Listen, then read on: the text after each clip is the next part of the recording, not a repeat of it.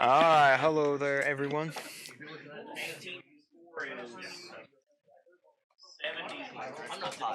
Mine's called Ritual Pile.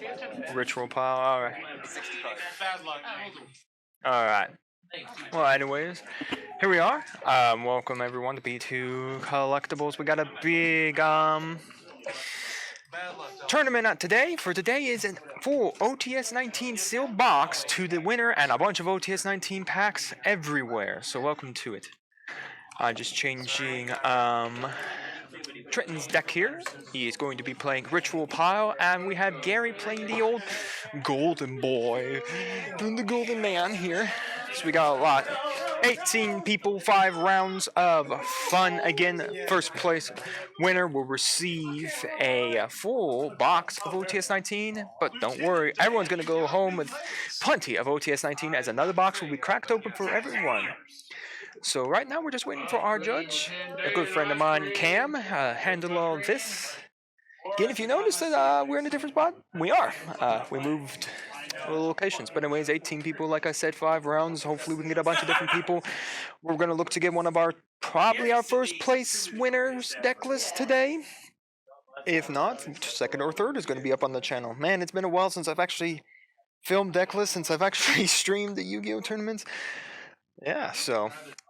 Well, so today we will only be talking about Yu-Gi-Oh! If any of our things and all that to honor, of course, Kazuki Takahashi, the man himself who gave us Yu-Gi-Oh!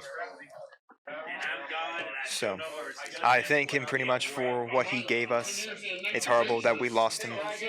It truly is horrible to lose the greatest creator of the card game that is what brought so many people to this shop. So, I will be, of course, talk about my thoughts of Yu-Gi-Oh! And all that on when, of course, is our breaks. And, of course, I have a bunch of Yu-Gi-Oh! Product to open as well. And time has started, so let's get right into this. The question is, who got first here? We're going to start with... It looks like we're starting with the Adventure Engine. Even though there's a glare there, I can tell you the only thing in the way a token coming out for that's the Draco. Oh no, that's Amiseer. Triggering, getting back out the Adventure token, and then the Brave Adventure being in the glare there. Of course it's in the glare. How the hell is it in the glare? Of course it is. Why not? Move to a different spot and then you get a bunch of glare. But anyways, you really don't need to worry about it. I'll tell you all the fancy cards by how much they affect. So anyways, we got an Adventure token on the board and the Adventure. The main spell card. We haven't seen the Water Enchantress just yet. So anyways, we're going to start with a Chalice Slime here, reveal that. I believe, if I remember right, he's going to discard here. So another Adventure card. Now he's going to get himself an incantation. One of the incantations, Candle, the weird potato looking one, and... Okay, so it is the Candle. So it looks like we're chaining the Candle, of course, with the Adventure. That should be getting him probably Wandering Griffin, and then the incantation ritual card there. But if I had to take a guess, looks like we're doing another search here, probably for maybe Draco. No, okay, so it looks like the first one was the Draco back, and then we have... So then we have the Draco back targeting, of course, the token, attaching itself to the token, and of course now he has the Wandering Griffin. Wandering Griffin special summoning itself out because he owns an Adventure token. So right now we have a Candle, Draco back attached to the token, and of course our negate, Omni negate with, of course, our Wandering Griffin friend. Question is, where does good old Trenton go next here? We're going to trigger a field spell. Well, okay, what field spell? Now we're getting a card. Okay. Oh, the Libromancers. Okay, there's even Libromancers in this deck. I do have the deck list over here, but activating the field spell for Libromancer, showing off the fire here. He's going to, of course, show off the ritual card here, of course, being Child Slime, bringing out the fire, and that's going to get him in. Find him probably the Doom Man himself for the Libromancers. I bet it was that. But anyways, if you didn't see, we did have a friend, oh my gosh, I'm forgetting his name now, and I'm like spacing it to death. It ain't funny. But yeah, we've seen Libromancers, but before DT. There we go. DT actually showed them off for our stream.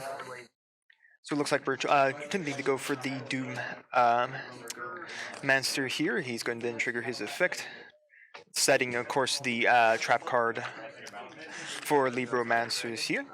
As I try to find deck list. But anyways, we've seen this combo before. Here, of course, then the field spell is then capable. The trap card is then capable of being in the negate. So not bad. We got the negate for having both the Libromancer trap card. We have everything here. Now we're going to start with the 𝐿𝐻 Golden Land card. Of course, you pay 800 life points. You can add a 𝐿𝐻, a card that states Golden Land on it. So anyways, I am trying to find... there it is. Yes, it is. There's even quite a lot in here. Let me tell you, just a look over the deck list we have here for Triton, and it is quite... Yeah, it's Libromancer Intervention is, of course, the spell. I believe there's a question whether or not about the activation of course, the Golden Land right there. So it looks like we're going to pay the 800. We're going to negate that with, of course, our good Mr. Griffin friend. Of course, negate and destroy, as we know from the Wandering Griffin himself. But anyways, 𝐿𝐻 is a great trap deck. I just don't know how good it is against a well-established board presence here. But yeah, we have quite a lot in here. We got Incantations, Libromancers, Magic Keys, Red Rose and Rocks Rose, and the Incantations. The Punks are in here too. The full Adventure Engine. Whew, wow. Trent's got a deck here. It really is a pile of 60. 34, yep. 60 cards of fun sitting over here. But anyways, it looks like we have a Gozen match, and then then it looks like the trap card attempted to trigger here. Now, of course, the Gozen match states that you can only control one attribute, and it looks like the token is the only attribute that Trenton wishes to have on the field. And of course, the trap card did get hit there with a Solemn Judgment, paying, of course, half the life points of Gary to negate the effect. So anyways, we're going to activate the Draco back so that we can attempt to bounce back the card there. We're going to activate Dogmatica Punishment. Here we go. 𝐿𝐻 really never really goes into its extra deck at all, so Dogmatic Punishment makes complete sense here as we send Ninten? Oh my gosh, the Nordic monster here, and then it's going to pop both. It's going to go at the token, and then it's going to pop off the Draco back. So that just leaves the Adventure Engine left. So, actually, no, I forgot. The Draco back actually dies with the token. It's not a continuous spell. Alright, so anyways, the Adventure Engine has now been fully gone. So now we have, of course, the Herald here coming down. The question is, will it activate and send a Herald? Yep, it's going to send the Herald.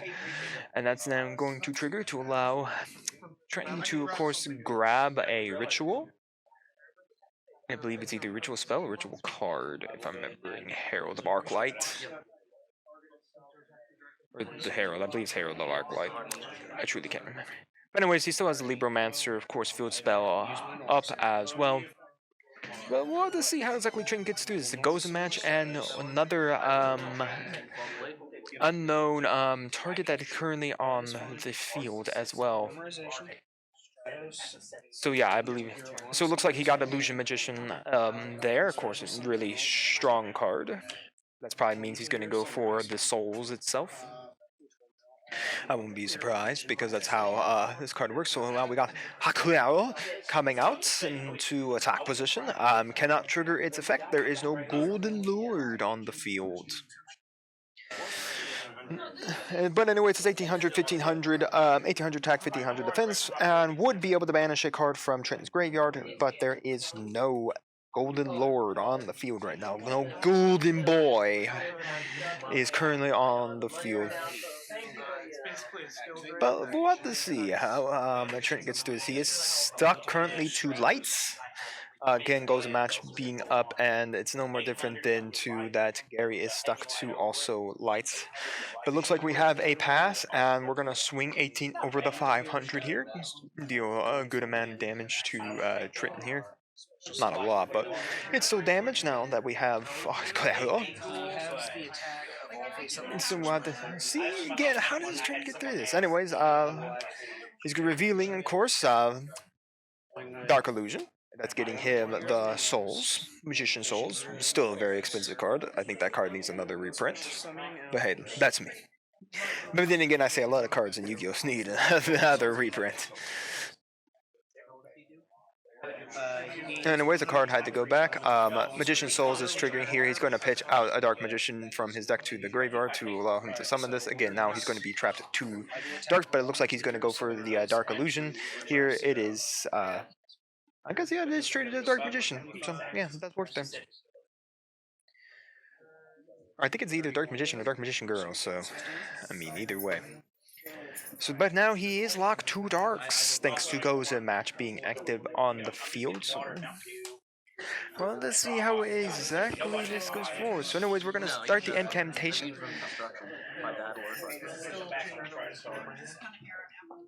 I'm going to move my bag. Alright, well, it looks like he was able to draw 2. I think the Libromancer field spell allows him to, because I've never seen the incantation ritual card do that. But draw 2 more cards. The question is that enough? Is that enough? I mean, being stuck to darks because it goes to match is not fun. I mean, that is the good Golden Lord's ability here. Again, 5 rounds. Again, all these players are playing for a full box of OTS 19. Having, of course, as the OTs, Fallen Avalabaz, the Water Enchantress, and Skill Drain. But again, every player here has put in 4 OTS packs, and like I said, another whole box is going to be cracked to give away to all these players. Like I said, this is quite a big tournament for us, so I'm glad to have it. It's like I said, a sad one as we have lost Kazuki Takahashi, the man who created Yu-Gi-Oh! But we honor him by continuing to play this card game. So anyways, we're going to start off with a set rotation. Here, of course, we're going to set, it looks like the Libromancer spell card, field spell over there for Gary. And of course, now Trenton's going to get himself the Magic-y field spell. So anyways, now Worlds, and I'm going to let him search out a Magic-y card here, whether or not that's Barbados. So it is Barbados. Magical muskets. No, something. And the magical musket. But anyways, now he has that in hand, but he's still quite stuck to darks. But I believe that is a dark type, so he could use the Barbados here. The problem is, though, he still has to eat through that 2 back row. That So it looks like we're going for one of the 2 Rose Dragons, whether it's Rock Rose or Red Rose. I believe that is Rock Rose. So Rose getting the Rose spell card there. That's dark? I guess it is. I mean, he is stuck to it, so he can only play darks. I doubt Trent would. Certainly the serve.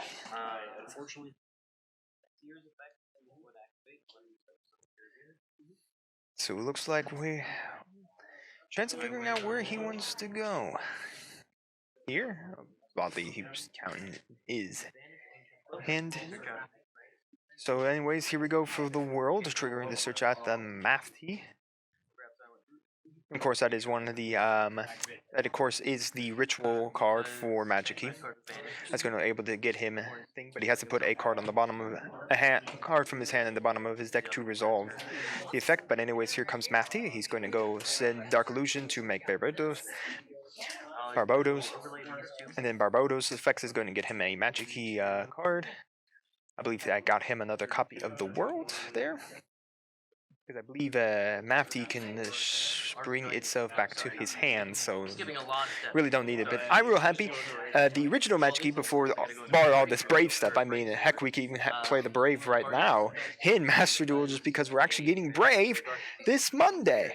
Also, this Monday, normally we would be back into our Pokemon slot, but I am going to continue to do a great honor stream for Takahashi, and we're going to just be playing some Master Duel. You get to see me crack packs, cool stuff. We're going to go to a unicorn again. Okay, so it was the fell, and that's going to spin that back to the deck. Again, he if you're wondering how exactly he was able to summon the unicorn through the Gozen, he must summon anything that is dark. Of course, here comes the Rose effect. Bring back the Rose Dragon. That's going to go into 𝐒𝐍𝐿 Talker Man. 𝐒𝐍𝐿 Talker is then going to go for its effect. It's at right now 5300. It's got the extra 3k buff attached to it. We have Huaquero. Conquistador did get popped by the 𝐒𝐍𝐿 Talker. Nothing it can really do. I believe he's only gone through one link, so 𝐒𝐍𝐿 Talker really can only punch one thing. So Huaquero is now going to go down 53 to a good old 18. Good punch there. Gary should be pretty close to in death with his life points here.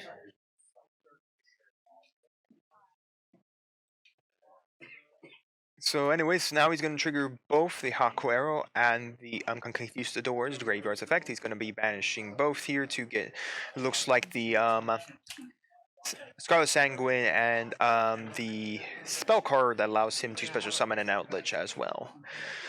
But anyways, both coming face down here. So a Golden Lord is coming down, but I don't know how an Outlich, unless he draws into Outlich. But then again, he can't even use Outlich's effect to send a spell card from or trap card from his hand to send the 𝐒𝐍𝐿 Talker to the graveyard, since he only ever drew one card. So even if it is a Golden Lord that he just drew, it ain't gonna help him. So it looks like we just have another set here. Again, Gary does have 2 cards to summon, 2 Golden Lords to the field. But anyways, both our players basically have no hand. Trenton just drew his first card for his hand. Here, he's still got a 5300 𝐒𝐍𝐿 Talker, so, I mean.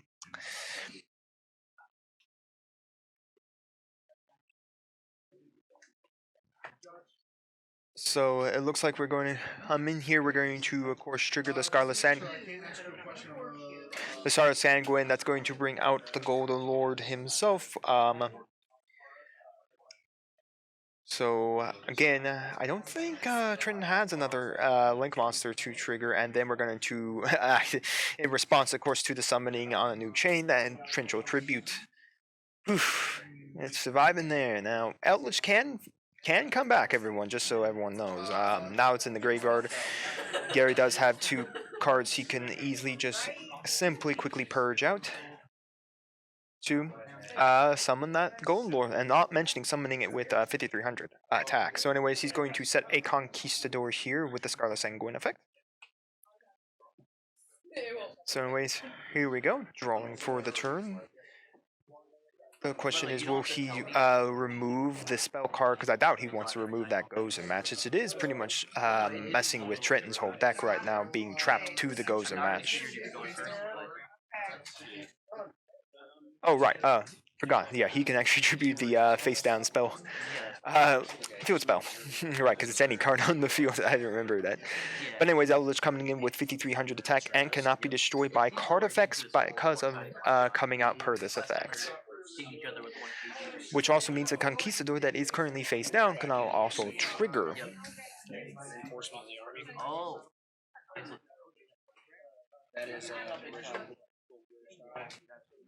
So,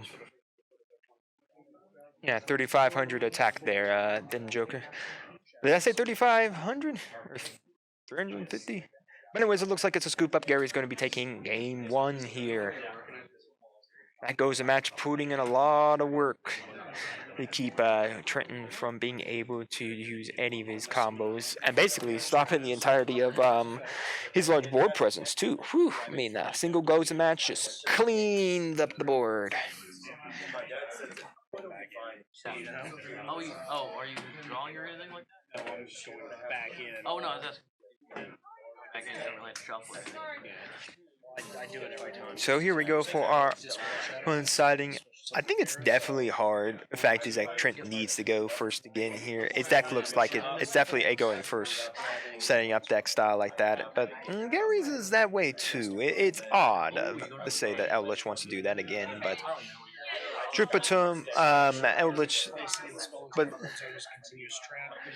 anyways, but yeah. So anyways, our players are, of course, siding out here. It's kind of interesting. I think Trent is going to take the first here, but like I said, both decks are kind of like decks that like to go first because both of them like to set up their board presence. Eldritch likes to set up its entirety of its back row and prepare itself for all that, and this Ritual Pile deck definitely wants to set up board presence fast and set up all the things. Libromancers. Oh no, you can't play this pile yet. Libromancers aren't in Master Duel yet. But who knows? Maybe one day they will be. You know, when the set with the whatever current set we exist in at this moment in time. But yeah. Oh well, at least I can play the Magic Key deck that Trenton played back a while back before the Brave stuff came out. Now, truth be told, I will be probably playing a lot of Brave and a lot of Floor Wanderies because, you know, Burbs and Brave Engine stuff. Now, Master Duel, I know for a fact, has already shown that they're semi-limiting Amaseer and Water Enchantress. Nothing of the Wanderers got semi-limited or even limited, so we'll have to see kind of how here as our players draw their 5. So we're going to start off with the right here, bringing out the Adventure token, and that's going to start and get out the Brave Adventure. Who would have thought, you know? But anyways, again, soon here he'll be able to get his hand on the Draco back and of course the Griffin Rider. Because of, you know, reasoning. So we've had preparations of preparations of right. Pre-prep is a different card, but we have preparations of right. Looks like he went for the Chalice Slime there. So anyways, we're gonna revealing the Chalice Slime here. He's gonna get the Candle, and then Candle is going to trigger and then of course the Adventure triggering. The Adventure getting him the Draco back, and the Candle getting him the Implementation Ritual card, and then the secondary effect of the Adventure card. Activating here, of course, getting the good old friend of Mr. Griffin Rider. So I think we've completed the entirety of the Brave Engine. We just haven't seen the Water Enchantress being triggered yet. But anyways, we have the Incantation Ritual card being triggered, Channeling to bring out the good old Griffin Rider. So we, of course, are summoning out, of course, our friend right here, getting another ritual card. I'm not exactly sure which one it was. It went by so quick. But we got the other incantation, the other one. So anyways, we're going to activate the card again. Here's Barbados. Barbados is going to get him the field spell. We're getting him the field spell. Magic Key World. Yep, there's World. He's going to be getting his good friend here, and then of course then on a different chain he's going to then trigger the effect to of course get the Mafty to his hand. If he doesn't already have it, that's going to immediately go out to go to the Libromancer field spells, and that's probably going to get him the Pyro. If I had to take a guess, yep, he is going for the Fire. Fire is coming down here, showing off that Chalice Slime, special summoning here. Here comes, of course, the Doom Man. And then, of course, now we're summoning, I believe that's a Punk here now. Wow, that's a board presence there. A Griffin, a Token. Well, now 2 of them are gone. Now we have the one and only 𝐂𝐍𝐶 Fibrax, as most people call him in my place, Needle Dick. By the way, he's going to then special summon out a tuner from the deck. Man, what could it be? And it looks to be Red Rose Dragon. Red Rose Dragon and the Griffin Rider going out for Baron. The Baron is now hitting. Red Rose Dragon going to go searching out for the Rox Rose here, and the Rock Rose is going to get him the spell card here. So yeah, so now he's got the Baron. A Punk Monster, I believe. Hlkey Firebricks. Oh no, it's I think it's one. Actually, I think it's Agent. Okay. So anyways, where does he go from this position? Normally he would have gone into a Auroradon, but Auroradon is banned. We can all thank Hlkey Firebricks for not actually getting banned. So anyways, there goes those two friends out here. We're gonna go to IP Masquerena. Of course, that will allow him to go into thing. So anyways, he's gonna special summon the our good other friend here, the Magic-Key one. He gets an action on summon of a Magic-Key monster. That's gonna summon out the Magic-Key ritual monster, no, synchro monster that has a negate as well.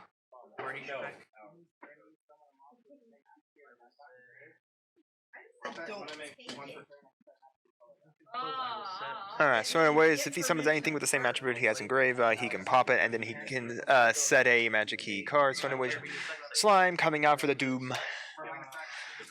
And then of course, now he's got the Spell Trap Negate off of the, of course, Magic-Key Unlocking, and then the Elite Romancer Intervention because of the Doom Broker. So this is a very interesting board presence. Right now, he has a way to get into Griffin. He's got the Bear in the Gate. He's got the ability of the Magic-Key Synchro Monster. He's got the Intervention. He's got the Unlocking, and he's got an extra card. So, very interesting board presence. Again, if Auroradon was legal, he probably would have gone into Auroradon and continued a combo line down there with Auroradon, but Auroradon is fortunately banned. I was confused. So, what do we... Yeah, I was just... Oh, and here comes the Spears. Alright, what three are we losing? The Doom King, the Baron, and the Magic-Key Synchro. That still leaves IP Masquerena. But anyways, now we have the Spear, the Unkillable Sphere.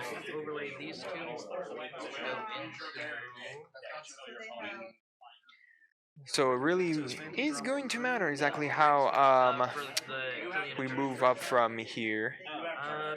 So anyways, the Spear is really good. It's much like a Lava Golem, but the Spear does return to your hand. So how exactly does Gary get through this now? We have the Sphere, which was really nice. It did practically remove 3 things. How about we just set 4? I believe the Intervention needed a Libromancer monster on the field, and Magic-Key Unlocking, I think needs a Magic-Key. So Hlkey Firebricks coming down here, triggering. We're going to go to the TG. The TG monster, it's going to pop the back row. And then immediately, when it resolves that, it immediately gets a Secret Summon if it so desires. Again. But anyways, it hit a Dogmatic Punishment. So then IP is going to trigger here. Again, this is all on opponent's end phase, so the Sphere and the IP going probably out into Nightmare Unicorn. Yep, that's what I thought. Unicorn, he's going to pitch out a card to shuffle back something else on Gary's field. Again, this is all happening in Gary's end phase, since it looks like he's set pass. So Fire is going out to spin back that card. So TG Wonder, I believe, has not triggered its effect too, of course. Alright, so now we're going to start on Trenton's turn with a draw. Only 2 face downs for Gary there. So it looks like there may be something they're trying to do within, and then there can only be 1. So I think... I mean, that's still 22, whatever TG Wonder is. I think TG won those 2K. Anyways, again, you can only control one of each type, so I mean, so that's going to bring out the Rock's Dragon here. Of course, he must go into something that was not either Rock Rose Dragon nor what Nightmare Unicorn is, so a Fiend or Plant. And Axis Code Talker's a Cybers. So then the Axis Code Talker's going to go out to the face down here. It's the Eldritch Counter Trap. Would have been nice, but there was no Golden Lord on the field to go for that triggering effect.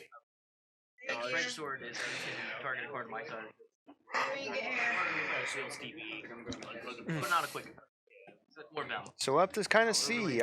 Gary is facing down at 5300 Axis Code Talker, or whatever TG Wonder Magician is.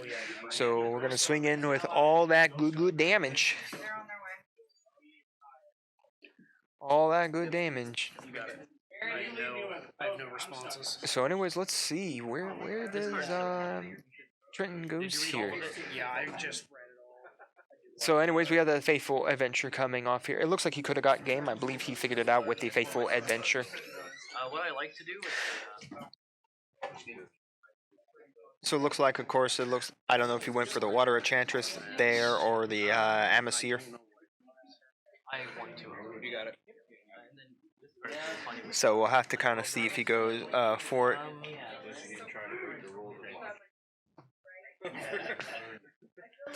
I will say a 60 card pile for Trenton has been really cool. I really like the fact that we have 60 card piles right now.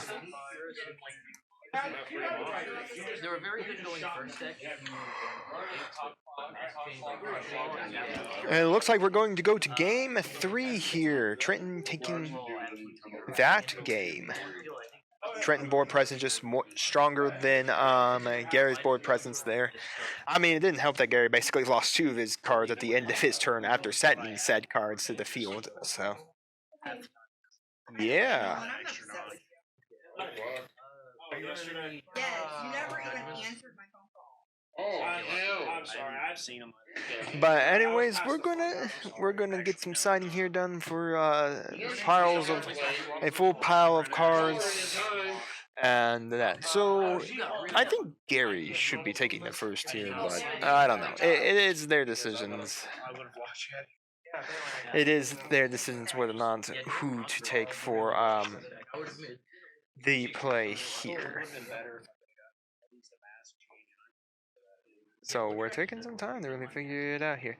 But Trenton's deck is very interesting. I'm not going to lie to any of you. I thought when I just saw it, it was just going to be just Magic-y Brave. But no, it's Magic-y Brave. Everything else in the kitchen sink is in there too.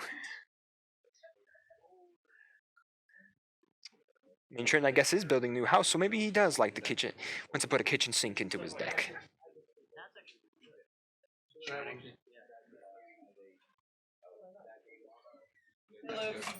Alright, so it looks like they have finished, at least Trenton's finished deciding. Gary is still taking some time to think about it. Or looks like no, they both have finished deciding, so definitely it's going to be interesting to find out who is going to be taking the first here. Again, we've seen that first for Trenton has definitely been quite strong. Quite strong here for Trenton because of just how fast his board presence gets. And of course, yes, goes a match does hurt the deck a bit. Again, Trenton has had no negate for said goes a match, but we'll have to see. So here we go. That all important draw 5. Gary, of course, had to count it out there to make sure. So we're going to start off with a pot of prosperity. Ooh, the good money! The Gucci just appeared on the stream here. Can't wait for that to get reprinted in the 10. So I can actually afford it. Pot of prosperity. But anyways, we're going to be banishing out. Looks like...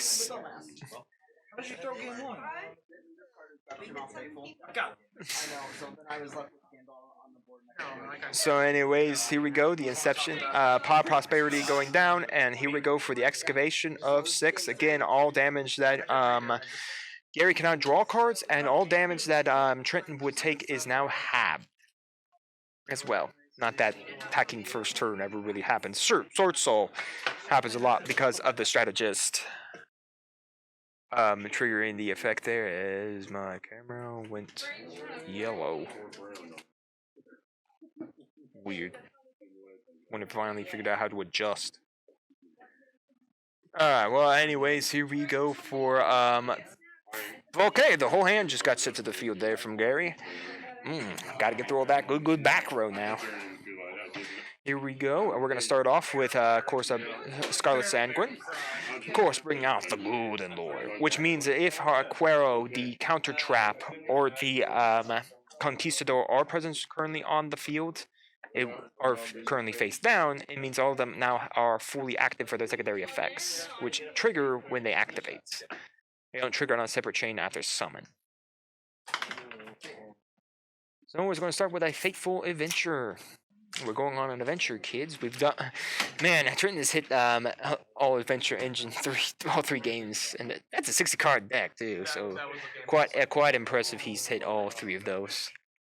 But anyways, let's kind of see where he goes. Fateful Adventure really isn't the start of the entire combo. Of course, he needs a little more cards. It's impressive that he hasn't started with Amasir, or I think both games he has not started with the Water Enchantress. Looks like we're going to start off and activate the course Faithful Adventure. Going to hunt down a Venture card here, the Water Enchantress. Water Enchantress banishing itself to the hand to get the Amasir. Of course, the spell card itself. That, of course, is what he went there for. I believe, yeah, the Amasir can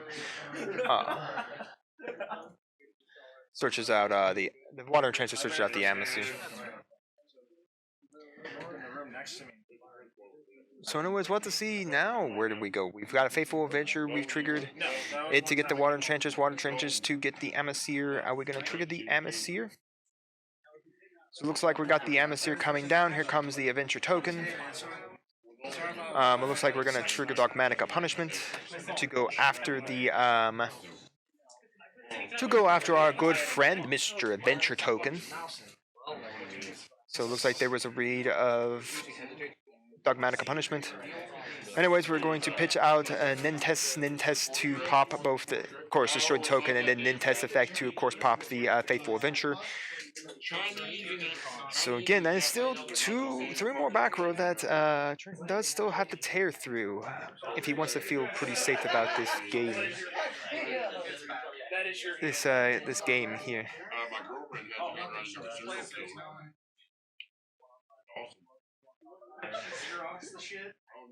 So where are you doing there?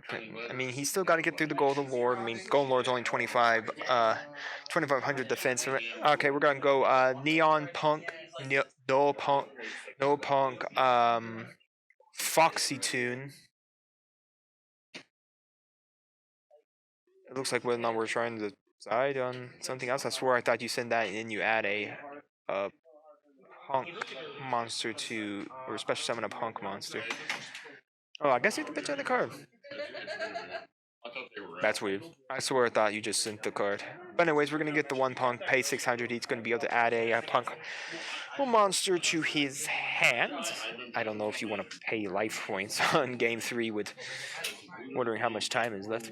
But anyways, now we're going to activate Skill Drain. Gary's going to take 400 more than Trenton there because of Skill Drain. Looks like we have Twin. Or we just negated that somehow.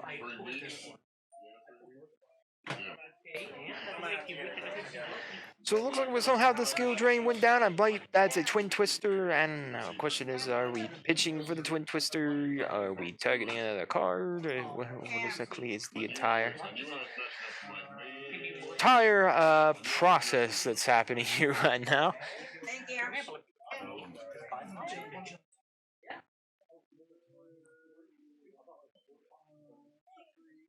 Well, I'm trying to figure out what exactly is all happening right now. Okay, so our Red Rose Dragon just went out. I believe that is Twin Twisters, so it is Twin Twisters. I was wondering, I think. So we got Twin Twisters here. I don't know what's getting pitched out for the Twin Twisters here. or anything like that. We haven't even targeted the two cards. I mean, yes, the cost of Twin Twister, just so you know, is that you pitch a card, then target two face downs on your opponent's side of the field, and then your opponent can get a response to said card here. Can then respond to the cost of Twin Twister. So again, it looks like we're going to go pitching out a Terraforming instead of the Red Rose. Looks like Skill Drain is going to be the target and is going to be the other card, and it looks like it's going to be the Eldritch Special Summoning card from Graveyard. So anyways, that is Enchained, is actually the Punk Monster. Grabbing a Punk Monster.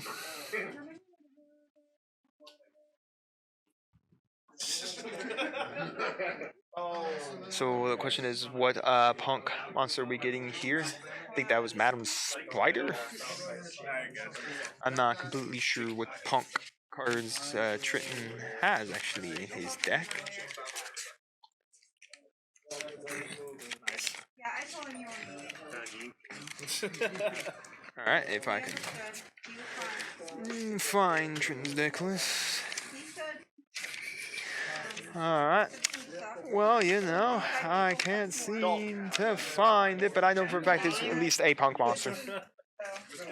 That's all good. A Punk Monster here, so we're gonna have to kind of see where exactly Trenton goes in from here. So he only has a Punk Monster, 2 cards in his hand, one of which is a Punk Monster he added from the Punk Monster. So he's gonna have to figure this one out, because right now he has a 2,500. He does have a 2,500 defense position Eldritch he has to contend with. And in case we have the Red Rose Dragon here coming down.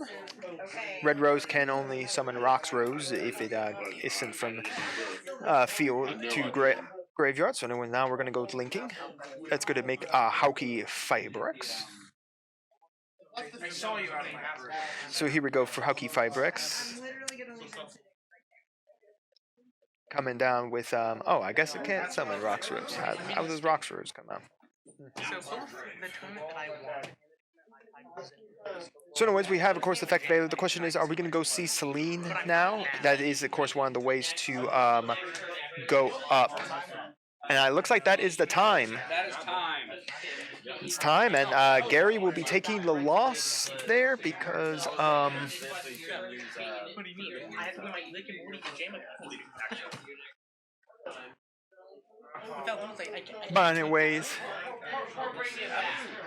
anyways, really good games over here with Trenton with his Ritual Pile and Gary with his Eldritch. So we have, of course, going to be moving right into game 2 here. I'm going to clear all this up here. Leave it pretty much on right now what you see. That way I could then just get the next 2 players of our field. But yes, a great deck there with Trenton with a very interesting pile. Just pile decks are everything now, kids. Remember, make sure you get your pile of cards to throw together. As long as it all works, toss all the engines into a deck, and congratulations, it works. In an odd, weird way, piles work. But anyways, it literally did come down to the fact that Gary did spend the 1,000 life points over Trenton, spinning that extra, only paying the 600. So basically, Gary won by 400 points. So anyways, we have, I believe, one table still finishing up whatever phase they are in before we are going to move into the next round. Again, this is 5 rounds of fun. I have quite a lot of pack stuff that we can open up. Again, today we are honoring the memory of Kazuki Takahashi. So we thank you. We thank all our players for coming here. If you have some time, take a moment of silence, honor him, reflect on your past of Yu-Gi-Oh. How fun was it for you as a kid? What archetypes did you enjoy? I mean, the man here literally gave us Blue Eyes White Dragon, Dark Magician, Yugi, Kaiba, the Egyptian gods. so many interesting archetypes and gave us the original manga. If you don't know actually the history, the original Yu-Gi-Oh manga actually was about just Yugi playing different types of games. And then from those games, like sending people's souls to the Shadow Realm, it wasn't about a card game. And then one day, people were like, we want a card game. And then, bam, we got Yu-Gi-Oh!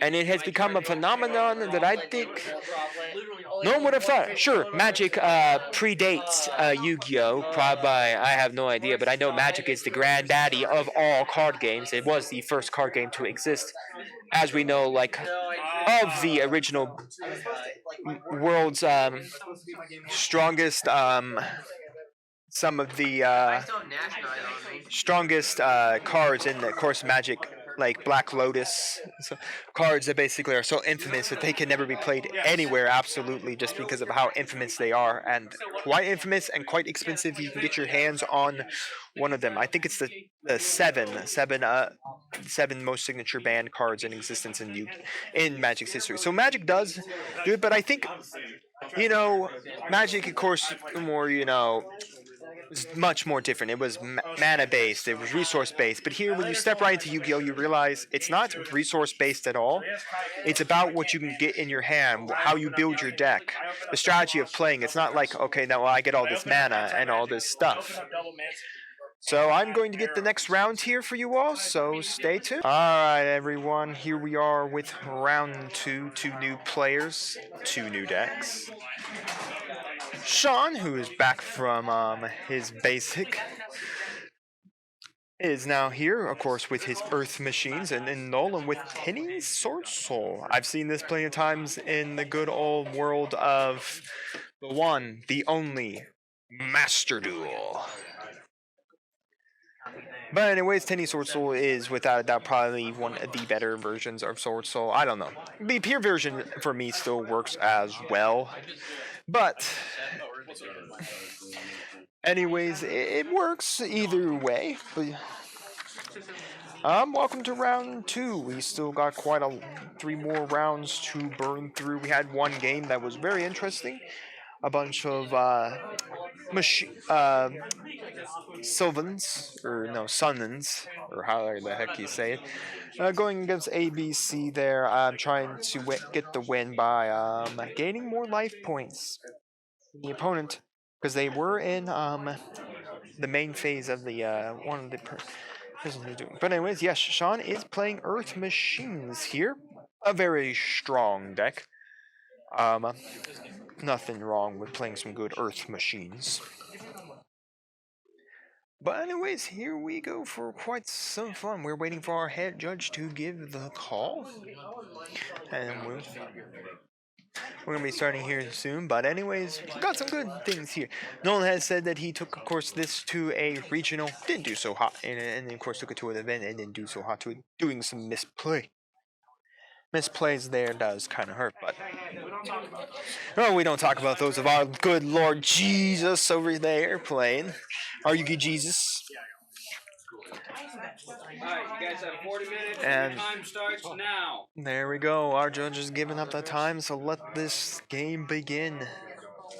We start off with some good Earth Machine. So we got Fusion Loop, some a Machina deployment. So here we go, coming out for starting Machina deployment. He's going to be able to. So in the ways we, of course, Machina redeployment, of course, we're going to see the Ash there, stopping him from getting a Machina card to his, Machina Metal Cruncher to his hand. So anyways, one set thing, and here we go for the Tenny Sword Soul play. Here comes Asha again. You can special summon it, and then we have another Ash on the urgent schedule. And then of course Asha here. Of course, as long as you control no monsters, you can summon the card from your hand. This is going to then make Monk up the Tenny. Which Monk, everyone. Too bad he ain't a detective. But anyways, then we're gonna start Vessel with the Dragon Soul. That's going to allow him.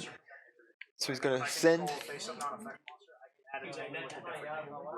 So, what he's going to do here is going to send a normal monster to his graveyard here, and then as long as he controls a normal monster, he can then add a Tenny monster to his hands. So Vashuda is going out to the thing, and he's going to add the one that's like the Earth. It can pitch itself out of the hand or in the graveyard to special summon a banished worm monster, which all the Tennies are. So no normal summons yet. So with a non-effect monster currently up. So anyways, Vegeta would be able to spin something back, but I think, but anyways, here we go, special summoning up this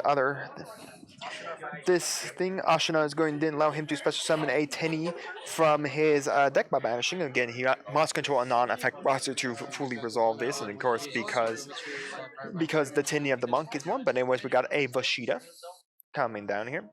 The bane of my existence in all my Tenny Sword Soul gameplay in Master Duel. So anyways, we're gonna go down to the 8 here. So anyways, we have the 𝐒𝐶. The 𝐒𝐶, of course, being the general. The general is going to then grab the Moyi. This is going to be his normal summon. Again, as long as he controls some form of worm or Sword Soul card in his hand, he'll be able to summon as a Sword Soul token.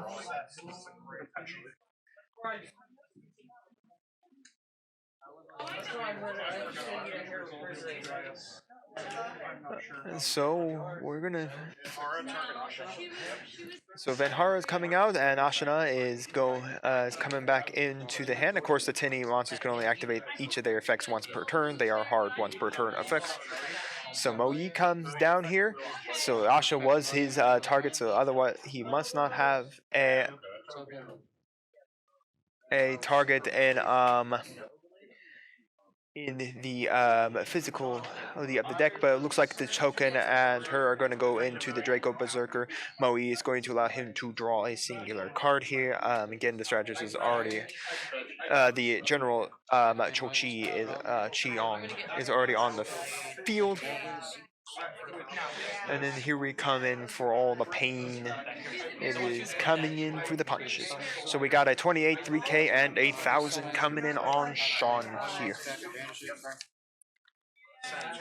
And then we got 2 cards. One of them might even be Blacko.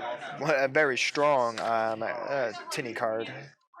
Strong, but anyways, another Machina redeployment coming down, pitching off the Trencher to then resolve. Of course, man, look, Nolan didn't have the 3rd Ash in his hand. But anyways, he still has 2 face down here. 2 Grandmaster Chiao. Yeah, because it's the Grandmaster. The Sovereign and Sword Soul. Sinister Sovereign, man, that must be a new one. Because I only know the Supreme Sovereign. And of course, then Baron and all that. Anyways, the Tinny, of course, being able to do its effect here when a monster activates its effect, it'll be able to activate and banish. Again, it doesn't negate, it just removes the card and banishes it away. So fully capable of resolving anything. And then, of course, now we're going to Valor the monster that just came down onto the field. So we'll have to kind of figure out where Sean goes now from here. It could be Acre Drill. I'm trying to think. Probably nothing of the major. It might be it's the Pegasus. It could be Metal Cruncher. It got Air Raider. He's got Machina Air Raider, Citadel, Gear Frame, Fortress, Ruin Force, Escape, and then of course the Infinite Trap, Brutal Dozer, Harvester, Trencher, and Tunneler. So I'm not exactly sure if that is a Machina or an Infinite Trap. Alright, so we're going to game 2. Nolan quickly scooping up. So anyways, here we go. Coming in with the first win for the Tinny Sword Soul for Nolan. So we'll have to figure it out. Here we go for our player sighting. Of course, after sighting, Sean, of course, couldn't decide whether or not he wants to go first or second for this game here.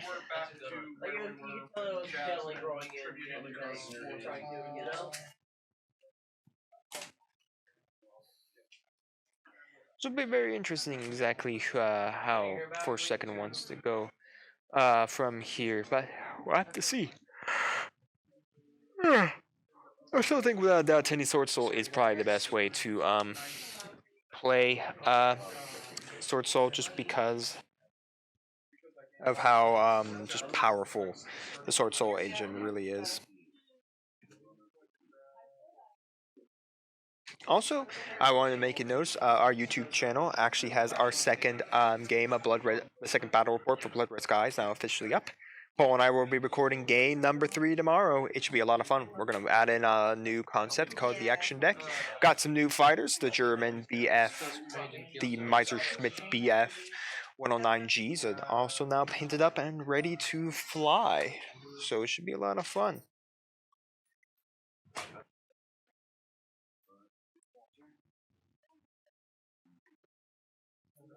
No, we'll have to see exactly who wants to go first, who wants to go second.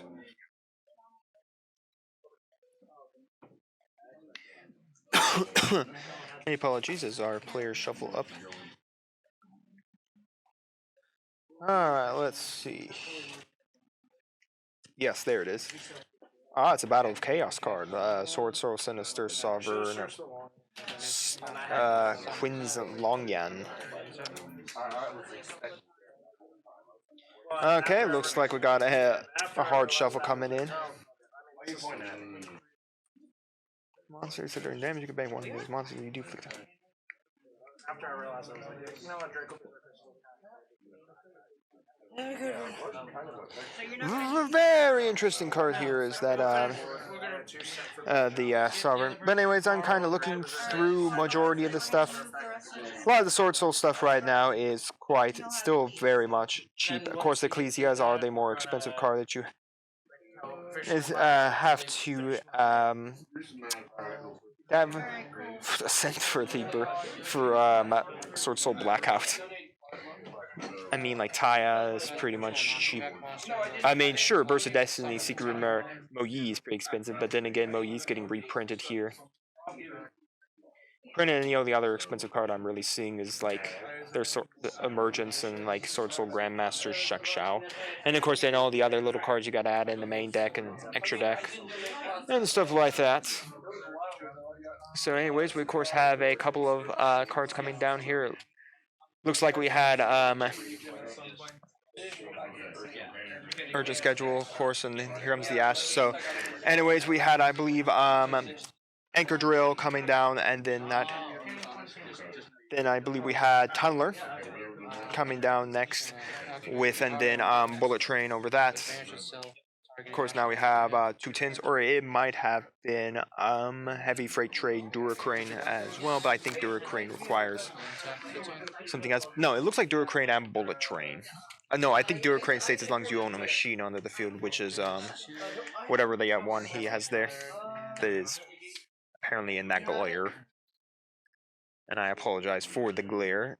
You know, you move one location thinking everything's going to be good, and the next thing you know, boom, a glare. So yeah, it is a Bullet Train, Duracrane, and a Pegasus.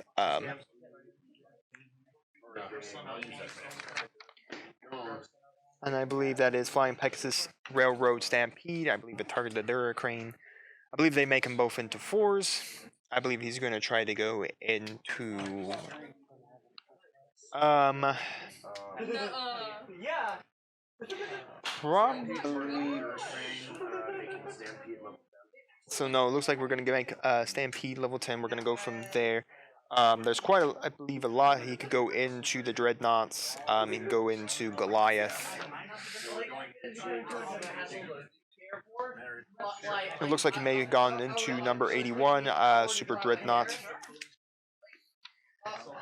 And the Super Dreadnought there, being able to remove a source.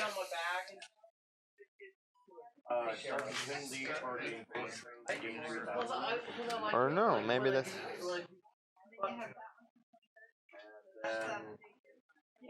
Oh no, I don't think that's it. I'm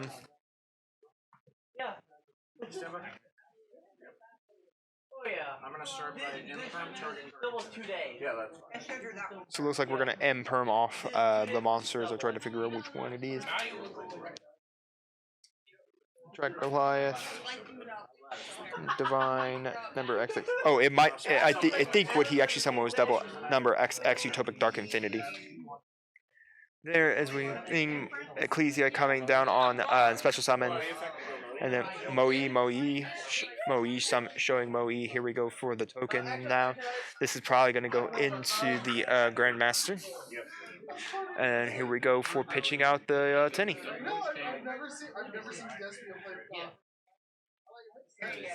But it looks like, yep, we're going to pitch out Vashida. Again, now funny enough, the Vashida actually can trigger because the tokens are considered normal monsters. Funny, non-effect monsters.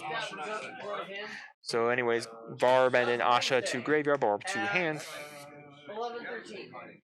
So very interesting just turn of events right there. Again, and then here goes Ecclesia tagging out to then go into any worm. Here we go to the Taya. Taya can banish a worm from the graveyard to make a token. And right now, Bullet Train really can't do anything in Dark Infinity, even though getting Sean that extra life point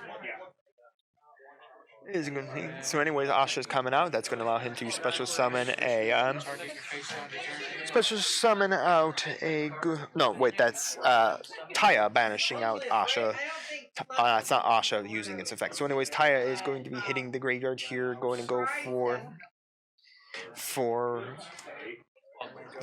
8. So we're going to go into Baxia. Baxia is going to then be able to spin back 2 guys because it's used 2 different attribute worms, one being water, one being wind. So Dark Infinity, of course, getting spun back, and then Bullet Train, of course, getting spun back into the deck. So then here we go. So now the Braxton can also pop itself to special summon a worm from your graveyard, but he's already utilized pretty much everything he needs to utilize.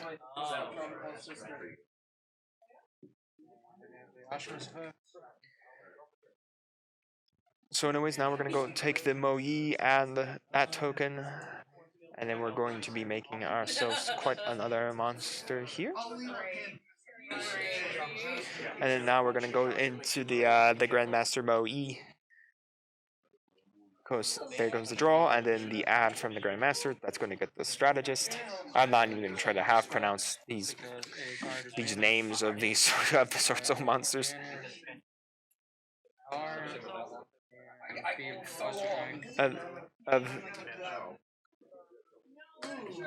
Of the monsters.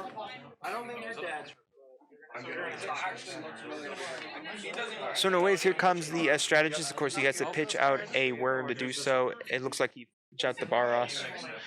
The little Tenny worm he had in his hand. He's going to send those 2 off. I traded an entire Grave Engine. Traded a Grave Engine, 1 card each from field. And then we're going to come out to a Baron. So anyways, then of course the strategist's effect is going to burn him for 12 since it did go synchro into a monster. So now we have the strategist, the Baron, and the Braxon. The Braxon, of course, has no real targets to really summon out of the graveyard. Everything in there has pretty much triggered. And of course, none of the Tinnies right now in the graveyard can trigger because, again, there's no non-effect monster on the field. 54-0. And that is going to be the pass. So he's got an Omni-Negate and Negate from the Grandmaster, and of course, like I said, the Braxon cannot do anything else. The Braxon can't really do anything else onto the field right now at the current.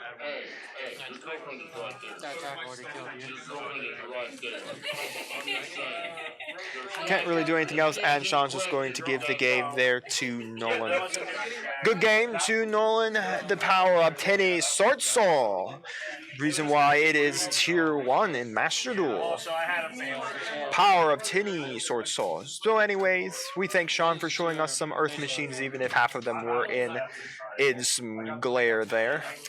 I don't know how exactly to fix this. Maybe use my new camera once I figure out why I didn't have a USB, why I didn't have the HDMI cable with it to utilize. But hey.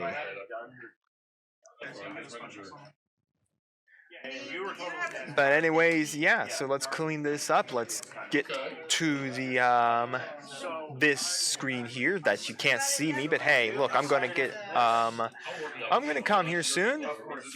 Hello, look, I'm in a different location. Yes, Hello, yes, I'm in a different location. As you can tell from my shirt, I don't have any idea what I am doing here. That's pretty much the truth of it all my life. I have no idea what I'm doing half the time. I said, I don't know what I'm doing half the time. I just kind of, go along the flow.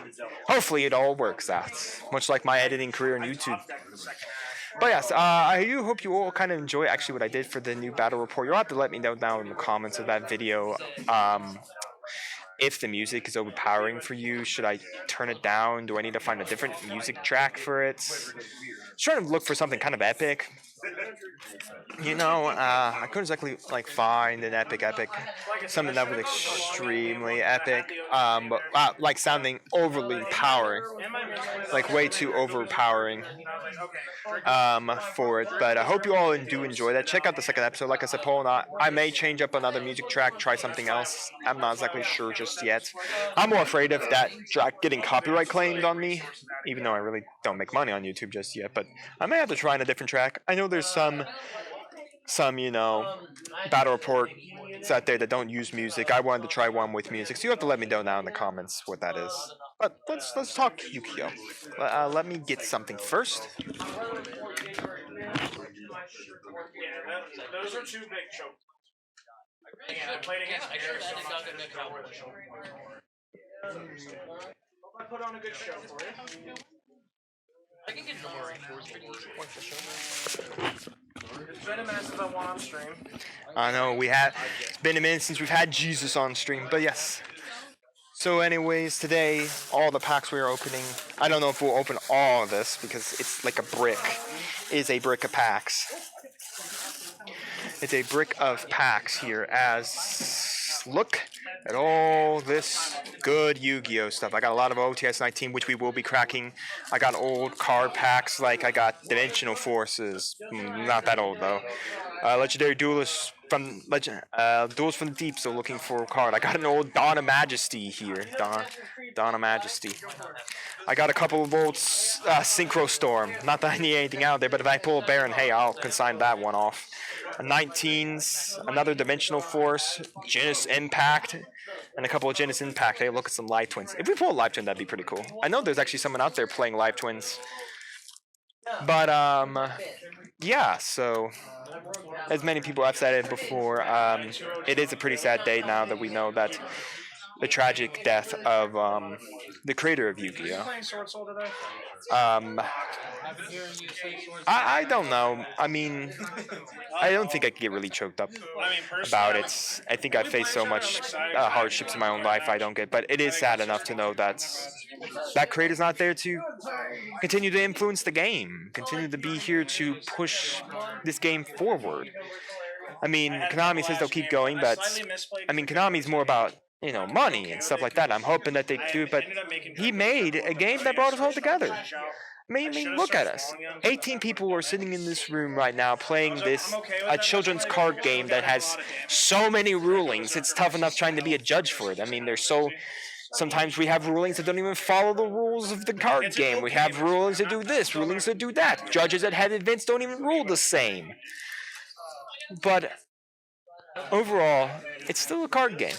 It's still, without a doubt, an amazing card game. I may, and this is just me, I may scrutinize it for the rules, the card prices, everything about the little aspects of the game, but you really don't have to feel that way. I mean, we've got Master Duel because of how much there's a following for it. We've got Dueling Book came out, or whatever the predecessor of Dueling Book was, YGO Omega came out. I mean, there is a strong community of people who love to play this game. We got tons of competitive people. Like I said, I think Magic is the first card game. I could be completely wrong on that, so feel free to type that in the comments and fact check me on it. But Magic being the granddaddy, it was all about mana. You had to get mana to use cards. In Yu-Gi-Oh, that's not how it is. It's play it out. But I think what we saw here is that a card game that was not Magic, that didn't need a system like Magic, like mana, could actually survive, thrive, build. We got Dark Magician, we got Blue Eye, we got all of these iconic cards. We got Seto Kaiba from him. We got Yugi, Mokaba. Who the heck the evil guy was? The Egyptian gods. We got all of that. Thank you, Sean. But we got all of that because of him, and an amazing manga. I should go read the manga sometime in my life. But I don't know. It's very much sad for me, for a fan of this specific card game. And like I said, Monday we'll be playing some exclusively Master Duel for Monday. Normally we jump into third part of our redoing of our Nuzlocke for Soul Silver. No, not Soul Silver. Brilliant Diamond. Whatever the Pearl remake name is, I can't remember it now. But whatever that one is, we would be doing that. But I thought, you know what, one more day, let's honor him, and then let's hope this Friday, Fortnite Friday is on. I apologize that yesterday it wasn't on.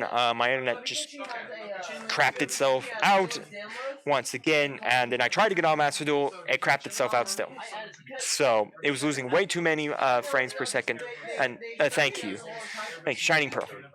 I thought it was Shining something. I couldn't just put two together. But yeah, let's open some packs. You know, we got this brick of packs. How about we open a few here?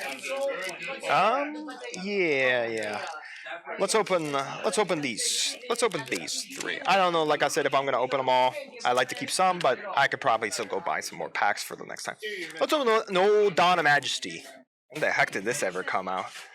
I have no idea when Dawn. I mean, hey, I will be selling $20. I guess he is. So anyways, let's take a look. Chronomically, these people, this spirit monster, the Spriggans. Oh look, we got ourselves a B-Trooper formation. Is this what all the B-Trooper support came?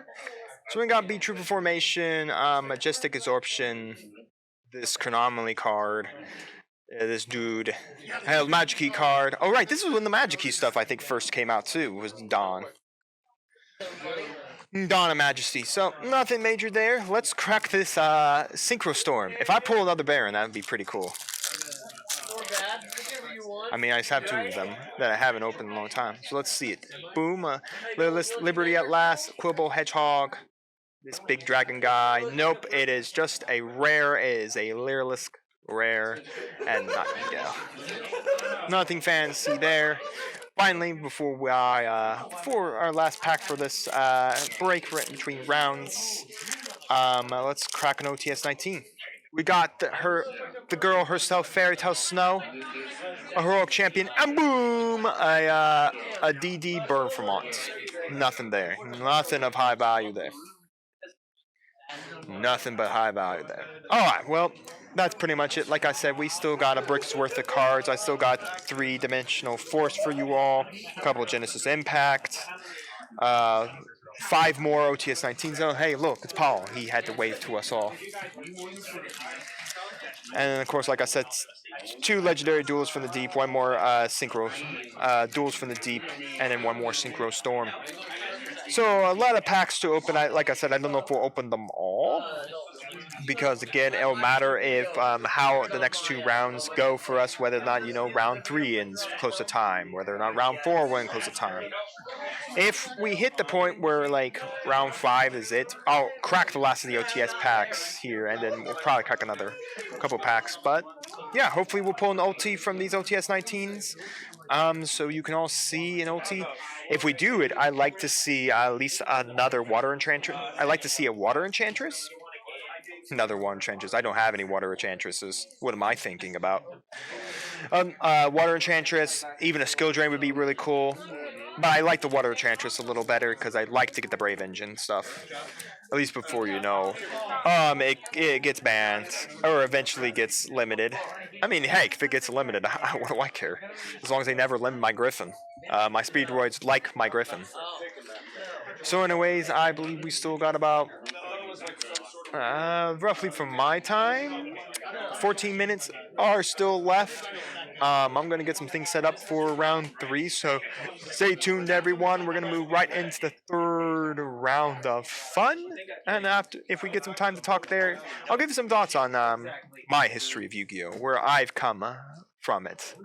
But anyways, we will be back here soon with round 3. Well, in 14 minutes, so stay tuned. We might get a little earlier. It just matters about the rest of these duels. Hello, everyone. Welcome to round 3 here. We got a couple of undefeateds here.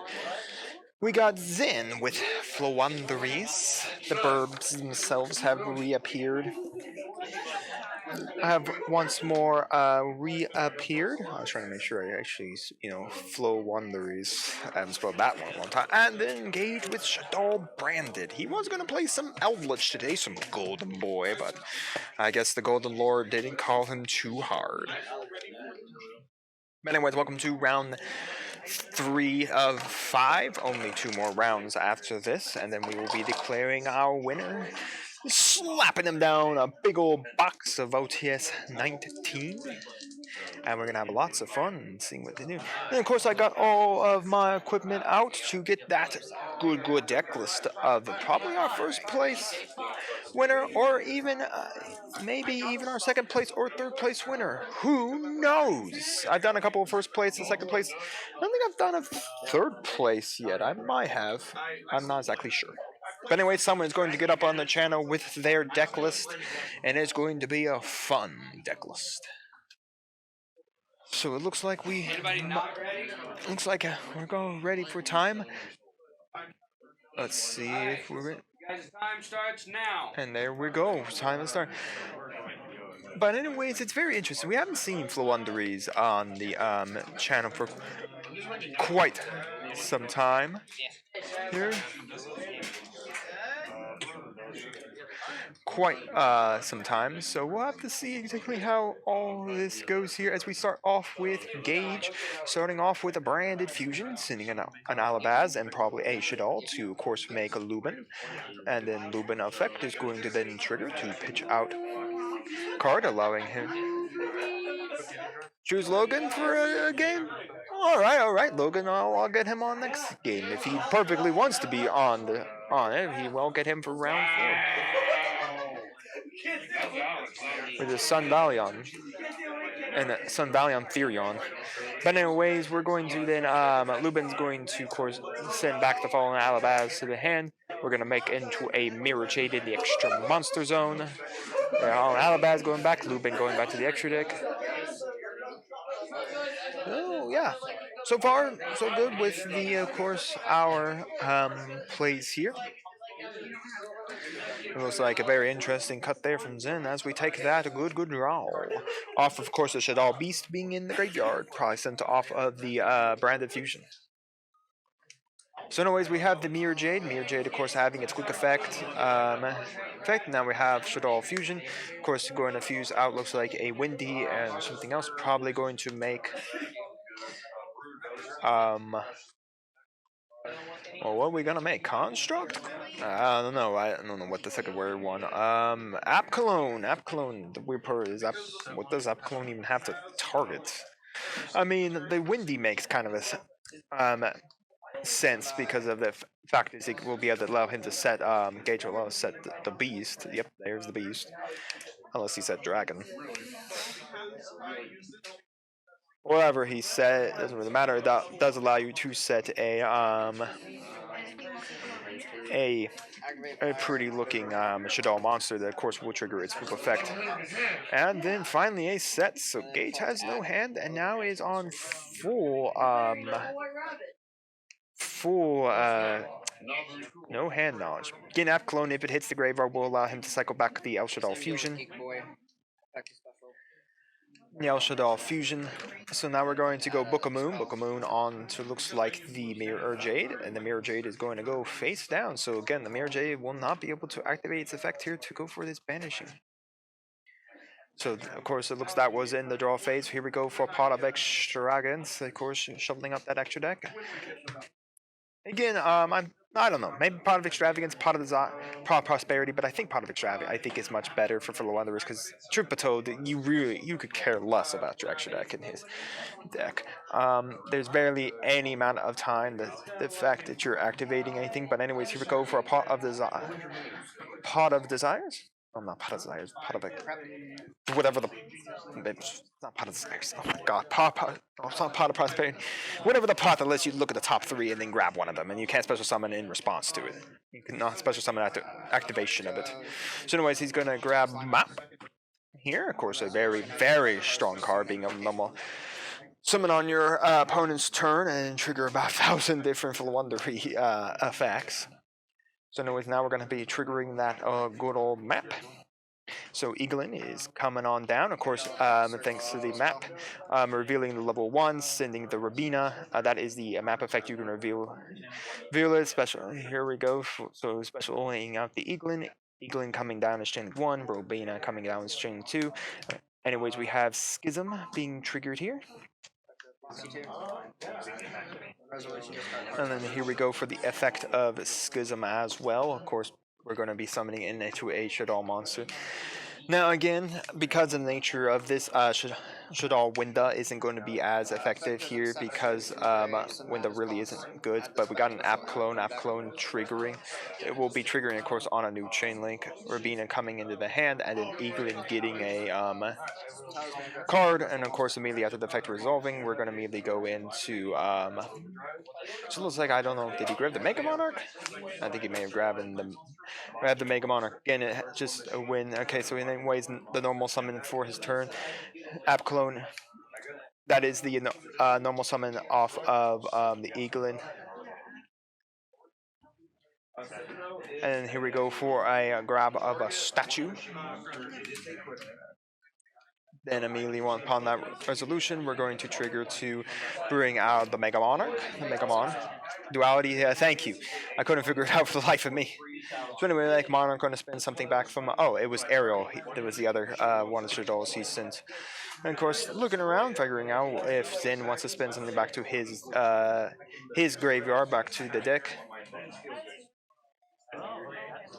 So anyways, we're going to return the Mirror Jade, and it looks like an App Clone is going to then be spun back as well, and looks like nothing from the graveyard is getting spun here.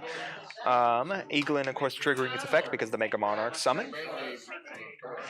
Oh, it does look like actually Pot of Extrav is actually going to the top of the deck here from the Mega Monarch. Still surprised that the Mega Monarch is a freaking wind. But hey, who would have thought, you know, the Mega Monarch, this whole card printer that basically had to get a reprint and goes to the past, basically become as playable as it is today. So he's got the Mega Monarch. I'm trying to think. I mean, he still has the ability to wait for next turn when Gage goes to normal summon a card, and then that triggers the map effect. Then map will then normal summon. So anyways, we're gonna, looks like the Mega Monarch is swinging into the Hedgehog. Hedgehog is going to, so it's actually a Hedgehog that got set. Hedgehog is then going to allow him to add a Shaddoll spell card to his hand. That's going to get Shaddoll Fusion. Or it's Shaddoll, no, Shaddoll Fusion. And so there is a pass. So Schism is still very active for Gage here. But again, anything he summons automatically triggers the map, and the map then starts going down the conga line that it is. The power of just normal summon, normal summon, normal summon. I can't wait for the chaos of this Master Duel. I'm gonna love playing against it, but hey, I'm gonna love playing with it. It's like everyone back in Boojins in 2014. Everyone hated playing against it, but those people who played with it, they were the ones that loved it. And again, any card brought off by Schism is automatically unable to attack your opponent directly. So that App Cologne that, of course, the one that currently sitting in defense, cannot attack Zen ever directly because it was brought out by Shadal Schism. One of the few, you could say a downside of Schism, but not really in my opinion. That's just the strength of giving Schism. But anyways, it looks like we just have a pass, more or less just leaving that Schism there. So it looks like, of course, Zen did put that part of Extravagance on the top of his deck, so he's going to begin it. Again, you have to use that card at the start of your main phase, so it looks like that he just banished out. So it only look like he just wants, no, okay, so he's keeping 3 cards there, and then just banishing a 6, another draw 2. No response, of course, from Gage there. Question is now, where will he now go? Again, the Rabina will be easily be able to add back if he's got the Eaglin in hand, so he's got the ability to go with the map. But then always thinks heavily about his plays, probably why he's still kept up quite strong with being the top player of our local scene here. So anyways, here we go for the map, revealing off the Eaglin, and then we have the Schism triggering here in response. There we go for the 2 Shadal cards out. That's going to make an app clone, one of the app clones that specifically out. So anyways, we're gonna send off the ostrich looking bird. So it looks like the app clone was going Chainlink 1 to go after the map, Chainlink 3 to get the Rabina back, and then Chainlink 1 of the Eaglin to add a card. It looks like I think he went for the MPIM. Again, like I said, a lot of these cards are relatively cheap. I think they'll get much cheaper once the 10s come out for the year. And then upon resolution of the effect, Rabina is going to come out. Rabina, of course, on the summon, and the ostrich is going to come into hand. You got the amount of stuff we had to do. Anything, but anyways, he's going to then add Flawonderies. I believe he added the Toucan to his hand.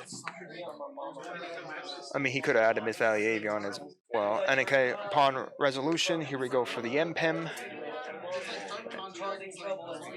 And then the MPEM coming down. And then looks like Chainlink 2ing, of course, the Eaglin, the only one that actually can bring itself back from the banished zone because of the normal summon. But anyways, now the winds have been gathered, now allowing Zen to tribute his opponent's monsters for every time he decides to go for a tribute summon. So anyways, then that's going to bring out the bear statue that is going to lock Gage into only being on the special summon winds. I believe Shadal's had a wind. I don't know if it plays it, but I believe it does have a wind Shadal monster it could special summon, but every other Shadal monster is all dark, and knowing that well enough that this is also Shadal branded, it means that the entire extra deck is all dark. So anyways, we got the winds coming down here. Again, anytime a tribute summon of a tribute monster that needs a tribute summon, you basically will be able to now start tributing your opponent's stuff for it.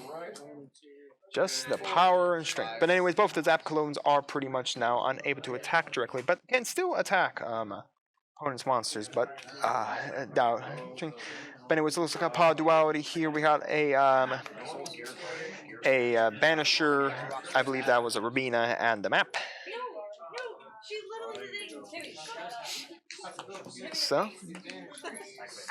So anyways, a map, trading on a map. Maps for days. So basically now the map can once again be active again on Gage's turn. And I think we actually have another Flawonderies player out there as well. Like I said, this is a very, very good deck. So anyways, the Harpy coming down, they're going to spin them both back. Spinning them back, the app clone, of course, unable to add back to the hand, so it has to go back to the extra deck. But anyways, make it Ryza now being back into the hand. That's the good. It's the good stuff. But anyways, it looks like he's got the winds, the trap card here for Flawonderies, allowing him to normal summon out a Flawonderies card. But it looks like he's also going to banish out one more guy. And then, of course, going back to the Mega Monarch. I think this is pretty much game. But anyways, with Apcalone going down, Apcalone.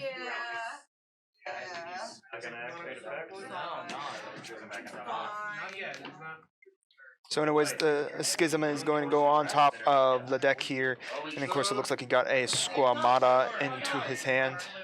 And I think it's just a scoop up from there. Zen pretty much controlled the game state there. The power of Full Wanderer is still just being, even in an era of, I forget when Full Wanderers even first came out, but now we're in like Dimension Force and we're in Duels of the Deep. This is literally where we are. We're literally still talking about the burbs, and everyone is going crazy for the burbs. I wonder if well, I guess you can't put the adventure engine in there because of the nature of you're stuck to normal summoning wind beast type monsters. I don't think you want to be shoving an adventure engine in there. But anyways, here we go. So anyways, our players are siding out here. It's good to actually see Fluanderies back in the stream. It's been a while since we've had Fluanderies. Zen, of course, being the major players of the burbs here. I had another friend who plays it, but I haven't seen him in a while. Again, he was at Ball State, so I mean, college is currently out. I live the life of a grown adult where I have to work 5 days a week from 8 to 5, but it's with a 1 hour lunch. I could work 9 to 5 if you didn't want to take a lunch, but I kind of like eating. I get hungry when I'm working. But anyways, well, I want to see how this one goes. Gage did set up a great board here, but seeing Zen top deck that Book of Moon really did help get rid of the Mirror Jade, so that the Mirror Jade doesn't just trigger its banishing effect. Again, Gage couldn't trigger that on his turn because of the way Mirror Jade is written. But you gotta give the credit of the nature of Mirror Jade being basically a great powerhouse threat for any branded deck.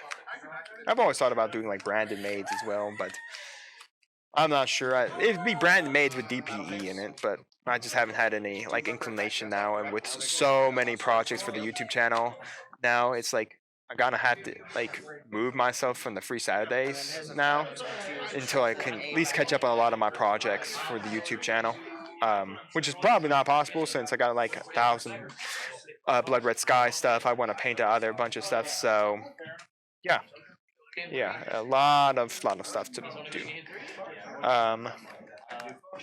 A lot of stuff to plan, a lot of stuff to work through, all that. So, we'll have to see here. Gage is shuffling up after, of course, getting through the siding. You guys here? Oh, they're going close through that side. And here we go. The important draw 5. Who is the side? Well, it's Gage who gets the side. So is he going first or is he going second? And here we go for the draw phase, and bam! That dimensional shifter has just appeared, everyone. Where's the cow by the grave? Oh no. So anyways, Patrick is going to start us off. Again, the greatest problem here is that Gage loses absolutely anything. Anyways, he's going to get himself a chain and a polarization. Again, everything currently is going to be banished because of the great debate. Because of the shifter man himself. I'm so glad I have my 3 copies. I even have my 3 copies built in Master Duel. I'm a conductor. Okay. Apologies. But anyways, how exactly do we get through?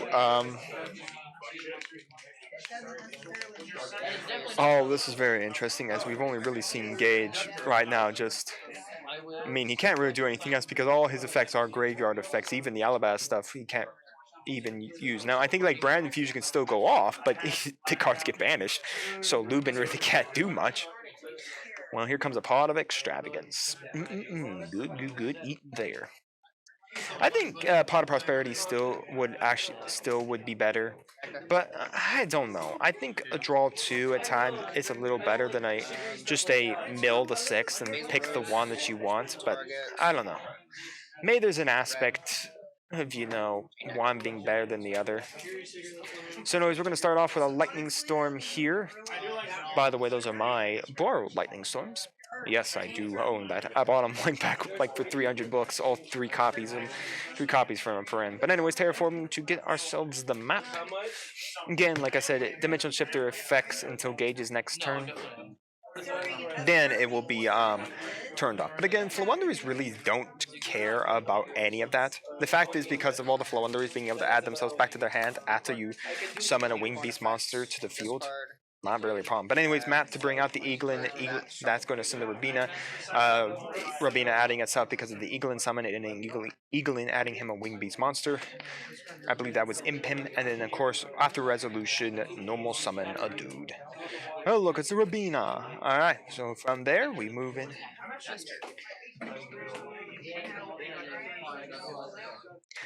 So, I didn't see, but it looked like it may have been the Mega Monarch added there. No, it was a bear statue. Alright, so those two go get banished, making out the Impim. Chain link probably to add back the Eaglin. And then it looks like we're chaining the one for Wanderer card that allows him to then just swap immediately out. The Impim being banished as well, and that is going to allow him to summon, or no, add. He's going to take a small chunk of damage. That was the one. This was the newest card for Wanderers. I wouldn't be surprised if this deck actually gets more support in the future. Anyways, the trap of Flowondery card is here. But anyways, on resolution, the Toucan adding back the Impim. The Eaglin was already in his hand. The Ostrich is coming down. He's going to banish that. And here comes the Biru, the Big Rock. Big Rock! Coming down. Big Rock and a token. It's very little Big Rock. So anyway, the Ostrich just still got to banish. It's going to be very interesting now how Zen gets to the fact of a Big Rock.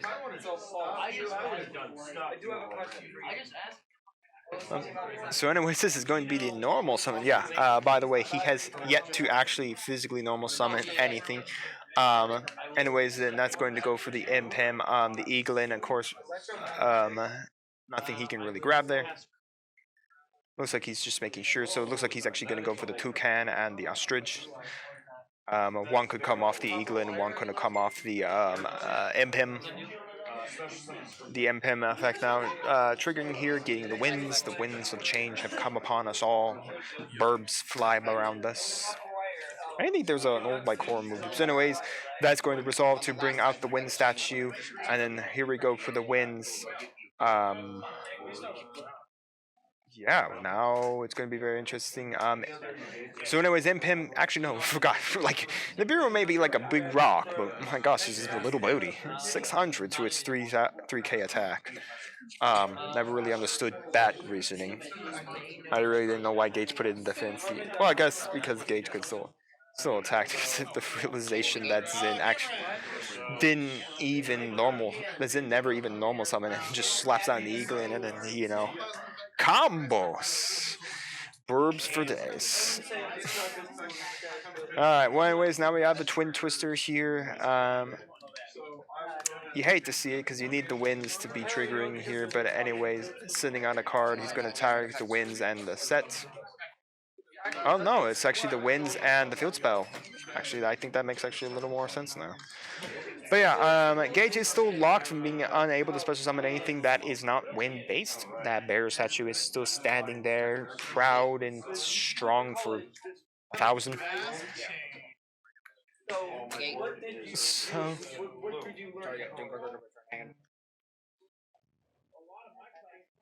So anyways, it looks like we're going to trigger a patchwork. It looks like, no, grab patchwork and then trigger a patchwork. So you must have sent the chain off of the 4 costs for the Twin Twister here. Patchwork is going to resolve here to get him another chain and then a polymerization. So I believe his ratio is 3 patchwork to 2 chain. So he's burnt through both the chain. Both the chain, but now he has 2 polymerizations in his hands. Again, Gage is still locked to not specializing anything except winds, and still have to contend with the back row that Zin has. So now we have a Squamata. It's probably just gonna go battle over that the barrier statue here with all. But it looks like we're gonna activate the trap card to allow him to trigger the effects. We're going to then normal summon an ostrich, and then so anyways, he's going to banish a card. So it looks like the Rabina is going to be chaining on, and as is the Eaglin. Adding them both to his hand here, and then upon resolution, he's going to be able to summon. So then the Rabina gets to go here because yes, this all just works on one singular chain. The insanity of how all of this works in its own right is pretty crazy. So anyways, that's gonna make Miss Valley Avion. So anyways, so here we go for the Stree coming back, or the Ostrich coming back, and the Miss Valley Avion setting up. And of course, we're setting that the good friend there. I guess the guy in Europe made it. Oh, nice. But anyways, now the Squamata won't be able to actually crash over that bear statue. Gage is still completely locked out, and his normal summon was of that Squamata. Poor Squamata being put face down. So we'll have to so I don't really know how Gage gets this. Like I said, I know for a fact there was a Win Shadal, El Shadal monster, but like I said, I doubt Gage is even playing it. I think his extra deck is extremely tight to the branded, and to like the only Shadals which he's playing is El Shadal Winda, El Shadal Construct, El Shadal App Cologne, being everything. But anyways, it did look like there was a pass there. Wait, why the? I just realized something. Why the heck did I give Gage the win? Oh, Zen's got the win. Gage hasn't got a win. I apologize, Gage, that I had to take away your win, and I apologize to all the viewers because apparently I didn't figure out who's got the wins. But anyways, we got the Eaglin coming down, triggering the effect, adding the Mega Monarch. Oh, Rise of the Mega Monarch. I don't know what that is in Master Duel. $20, it's probably an Ultra. Or you are. Well, anyways, here comes the Mega Monarch spinning back a couple stuff. Two cards, two dudes coming back, going back with the Eagle, putting back the map on the top of the deck, and that is it. Zen taking the game, and Burbs win it. Burbs for days, Burbs everywhere. Praise the Burb. But anyways, just this true strength when you realize kind of how Flawonderies work. How Flawonderies work. Here, as we just slowly move through the round through here. Just as bad as my hand. But anyways, we'll try to get Logan on the next game. I'll ask him if he wants to be on the stream, just to make sure he wants to get up there and have fun. But anyways, let's check back to this. Hey, hello there. Like I said, I'm glad we got a couple of Flawondery decks playing around. I think it's still very strong because of wins, because of the fact that they can chain one after another, because of their because of the way their effects Start with 16. because of the way their effects work. Because of the way that the effects work for the Flawonderies. But yeah, I'm happy. I'll be definitely picking them up once the 10s come down, just because I don't. Impim is still quite up there in cost, and I really kind of don't want to buy him right now. And like I said, because I have so many projects going on right now, like I gotta get stuff recorded for Digimon for this season. I have to record stuff for Digimon for BT9. BT9's coming out literally this month. I gotta record all my stuff about it. Gotta record the my thoughts on what's gonna come out of BT9. Like what's gonna be the best decks of the BT9 format. I got a lot of Blood Red Sky stuff to paint. I got a lot of miniatures to paint. I got stuff so high up on my board of stuff. I'm gonna have to, not be able to play a lot of Yu-Gi-Oh anymore again. But you know, I'm trying to grow the YouTube channel. I gotta put my time into growing that. I gotta put my time into battles reports. Gotta put my time into dueling and doing deck profiles for decks for the formats. I got a few decks to do for the format. I still have to record all my stuff for the regional events I did in June. So I mean, I have quite a lot of stuff to do. But let's talk a little bit about my history with Yu-Gi-Oh. I don't exactly know when I started playing. I think I collected the cards when I was a kid. And then as a kid, I did like playground Yu-Gi-Oh. You know, I really didn't have a binder. I didn't really care. I didn't really have even a locals in where I'm from.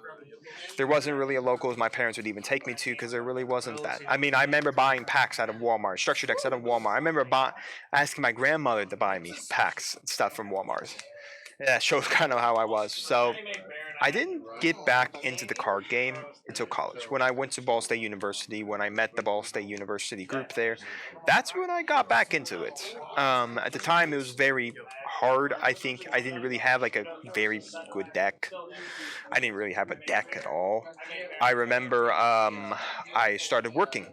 The first deck I built was a like anime heroes deck. I remember it. It was mostly like based on the Yusei Fudo, like almost all the cards were Yusei Fudo based anime cards. Yeah, I remember that I bought that. I worked hard. I bought all those cards. I think I bought them off Amazon. At the time, I didn't really know about TCG Player or anything like that, so I bought them off Amazon. Kind of interesting if you ask me about how exactly that all started up for me. But yeah, I started buying them off Amazon. After that, I had a friend named Mike who was selling his sight frames, and I bought into sight frames. That was probably like my very first strong, competent deck. And just over time, I bought more decks. I worked on more stuff. But then again, I really wasn't competitive. I tried to play competitive. I didn't do any tournaments. Never did any YCSs or anything like that. Like right now, like I'm definitely could say I'm definitely into the competitive scene of Digimon. I keep up with the meta. I play in almost every tournament. Didn't play anything in June. In July, I'm trying to take a small break before I go jump into August. August, 2 regional events and jumping right into the Store Championship events for Digimon as well. So just trying to take a break. But I didn't really do any of that. And you know, I wasn't making a lot of money in college. You know, you've got to save money, you got to get textbooks, you got to get supplies, you got to do this, you got to do that, you got to do everything for your classes. I didn't have like all this disposable income. I was making big buku bucks for to spend on Yu-Gi-Oh. So anything like that. I definitely did not have that expendable income. So when like Zodiac format came out, when Zoo format came out, when we went into True Draco format, Pepe format. Oh man, I remember Pepe format. I remember the emergency ban list I was working, and someone came up to me and said Pepe's got banned. Yeah, monkey board. Absolute. Monkey board. I remember getting banned. I played in a few formats. And then of course I found this. We got Paul, and then suddenly here I am streaming at the local shop. I have such a strong relationship with both owners. I definitely had a very strong relationship with the owners, but then again, I've always tried to meet with the people. I've never been someone, you know, who does just want to be recluse. So I guess you could say I've always had a strong connection to the owners. So I do thank Paul and Paige, of course, for allowing me to stream here, allowing me to bring my equipment, allowing me to show you this. They could have easily said no to any of this. But yeah, I started the Link format. I remember I played Trick Stars for the longest time. It was like the first deck I played outside in the Link format. I can remember when I was playing Nightmares. It was before I retired. I can remember pulling Nightmare Corruptor ibli. I bought so many packs and I just happened to pull it. I was so happy. It was the one card I'm missing from my Nightmare deck to work. At the time, I was also getting the Dragon Ball Super. I also was in Pokemon. Digimon was not a thing. I was sort of into Cardfight Vanguard. Not very much. So, I mean, I didn't start Cardfight Vanguard until I was out of Yu-Gi-Oh. I played the 𝐑𝐄𝐋𝐿 format. I played literally the 𝐑𝐄𝐋𝐿 deck. I played like I think Sarasaurus or one of the Sauruses because I couldn't find the junk guy that you could special summon. I remember that format quite well for the era. It was kind of after that I kind of just didn't enjoy it. Link summoning really wasn't getting to me. There really wasn't anything I was really Who won that mirror? They weren't playing a mirror. Jeff and I won. But no, that was Flow on the Reese versus Shadal Brandon. Zen. Good. I have good. But anyways, yeah, so I got out of the game. I went to judging. That's all I did for a majority of the time. I had no care for the game. I let it go through. It kept changing around me, new sets, new links. But it all changed when Yu-Gi-Oh gave us Master Rule 5 or Master Rule 4.5, whatever one you want to. It's the same concept. I got back into it. I got back into it because when I knew that format was coming, I picked up my Fluffles, probably one of the decks I love with a passion, and I began playing again. I came on the Thursdays, played for free with a new format. I picked up and redid DDDs. I picked up my Madolches, and slowly over time, I've gotten back into it again. Now that we're streaming again after all the COVID pandemic stuff, back into it. We started streaming right before COVID, right before all the shutdown stuff and everything happening then. Yeah, Weather Painters. And now I try new decks. I've gotten Adignisters, Weather Painters, Speedroid's all built now, so that's kind of where I sit right now. Again, I don't think how many times I'll be able to really play Yu-Gi-Oh! Maybe with friends when I'm not before tournaments start and all that. I may try playing in the tournaments here. This one's just too big. I'd rather stream this one just because of how big the prize pool is right now for it, and I really wanted to talk about it. But yeah, so I may do some. I have a new camera. I have a Canon XA40 that I recently just picked up for a good chunk of money. The problem is I need to figure out the HDMI cable that can go out of it and then test that with my machine. Now I can still go get a Rode mic and plug that into the camera and then listen through that. It's not going to be as good commentary. Do you have any commentary for the masses over here? Hi. This is good. Are you live stream now? Yeah, I'm live. Oh, that's cool. Well, just so you know, for all those out there listening, I just took in a $10,000 consignment of Yu-Gi-Oh cards. Check out P2Collectibles eBay page, and there's a lot of good stuff going on there. If you want to look for that eBay page, it is attached to the Facebook page. The reason why you should be following P2Collectibles and Consignment on Facebook and following us on Twitch, Twitter, and of course checking out everything on YouTube, because all of these streams do go up on YouTube. All the deck lists go on YouTube as well, as much as I can try to get up. Do remember, I don't edit 24/7. This is not my 24/7 job. My 24/7 job is something completely else. I just do this for the fun of it. I'm trying to explain the shop, explore it, bring it out there, bring it off. So anyways, now that I've babbled here for quite some time about my history of Yu-Gi-Oh! And where the card game went, and we almost have like 4 minutes left, let's open a Dimensional Force. Let's open a OTS 19 pack. And you know what? Let's open a Genesis Impact. Man, God, this is old. This is like when the Live Twins first came out. Let's see. Can I get a Live Twin from here? I know this stuff is going up. Live Twin stuff is going up in price. Book of the Law. Live Twin. There's a Live Twin. Number 96. Benton, now officially at 2 copies. Freshly 2 copies. Edamon. Ethereon card. Oh wow, we did get a Live Twin card. Oh man, talk about getting a Live Twin. There it is. I've always thought about it. I don't know if I'll ever do it. It'd be completely funny if I did, but I've always thought about VTubing. I don't think I have the money currently in my pocket to VTube. But I thought it'd be a neat little thing. I don't know what I'd VTube as. Do I VTube as my character that I have OC to like every one of my thumbnails, or would I actually do like something other? I always thought about doing a furry VTuber profile. But anyways, Dimensional Force. Vivid Trail. This Crow. A Curse. this heroic dude. Oh, okay, well, Dynamorphia Rextrum. How about that? The Dynamorphia stuff is very interesting. I actually have a friend who plays it. This is a very interesting deck.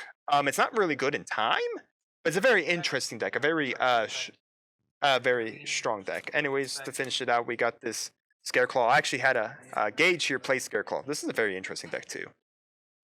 And then we have Surprise Chain, and then we got this Ghoul guy and some Dogmatica. Dogmatica Turgents? Who cares? I'm not going to even try to pronounce it. Alright, an OTS 19 for us all. Can we get an OT? Do we get it? Lava. Red reboots? Oh no, it's a freaky mass token. What even card makes this? Okay, well, that's some hot garbage. And why the heck did this get reprinted? This already has a common. Well, was this really the desired card for the pack? I get sometimes Yu-Gi-Oh's like for the OTS pack are like packing it with not like Snow. Now I will say like Red Reboot's nice to have, and like Fairy Tale Snow is nice to have. But I mean like Heroic Champion Excalibur, like this mass token. I know they produce tokens in these for cards, but I'm like Lava Battle Guard, because everyone's just looking for Lava Battle Guard. I believe this is a Legends of Blue Eyes card? I know it's a very early card, but I'm pretty sure it's a common. It isn't like everyone's like clamoring to get their Lava Battle Guard. Well, time is about to basically end here, so I'm gonna head out for just a second. Check on something here if we're gonna be able to get and get ready for the next round. So I do hope you enjoyed that my conversation on my history of Yu-Gi-Oh as we continue to play here. So anyways, we'll be right back for round 4, and soon we will be done with this night. So stay tuned. Alright everyone, welcome to the next round. Now I did Jim Joker or DT I should say. I did ask Logan if he wants to be on. I was looking for his round opponent. That was Sam. Now the issue is I asked about it, but Sam had requested not to be on stream, so I will honor that. And don't concern yourself. I'll make sure I have the mass token saved for you as well. We'll probably be keeping around the channel. But anyways, we have Dalton with good old heroes here, and Jeff with Tinny Sword Soul. Jeff took his loss, of course, to the mirror. Our top table right now is, of course, Nolan and Zen. We got Tinny Sword Soul versus Flo Unders over there. Yeah, that's pretty fun. Pretty cool. But anyways, we're going to be starting here. We had Logan, of course, had to run off to the bathroom, so of course he is now back. So we are just waiting for everyone else to get fully ready, and we'll be moving into the 4th round of this 5-round tournament. Yay! I can see Paul right now. He's cracked open the box. Just look at all those OTS 19s. The good Gucci over there. Yeah, he's gonna make it rain all over this place. That just sounds creepy. Yes, it does. Don't ever say that again. I guess I've been told not to say that anymore. Alright. Anyways, we're still just waiting right now for the timer to start from our judge and all of that. But yes, Paul has cracked open the box of OTS 19. I don't know how many packs actually come in a box. 100? Alright, then there's 100 packs of it there. Man. And of course, I think there's only 5 old teas in there, but all of them 4 to 5. So anyways, it's 3 to 5, but anyways, typical's about 5 what I've seen, but you never know. Sometimes you could get a bad box and suddenly you only get 3. 40 minutes, your time starts now. And there is the time starter. I'm a little late on starting it on my system, but it doesn't really matter. But anyways, we've seen Tinny Sword Soul before. So anyways, here we go. So we're going to start with H Heated Heart. Or is that, no, why the heck would it ever have H Heated Heart? No, this is E. E Emergency Call. Why the heck did I call it H Heated Heart? For some reason, I think I saw an E as an H. But anyways, we're gonna grab the Stratos, ulti Stratos as well. Really fabulous card there.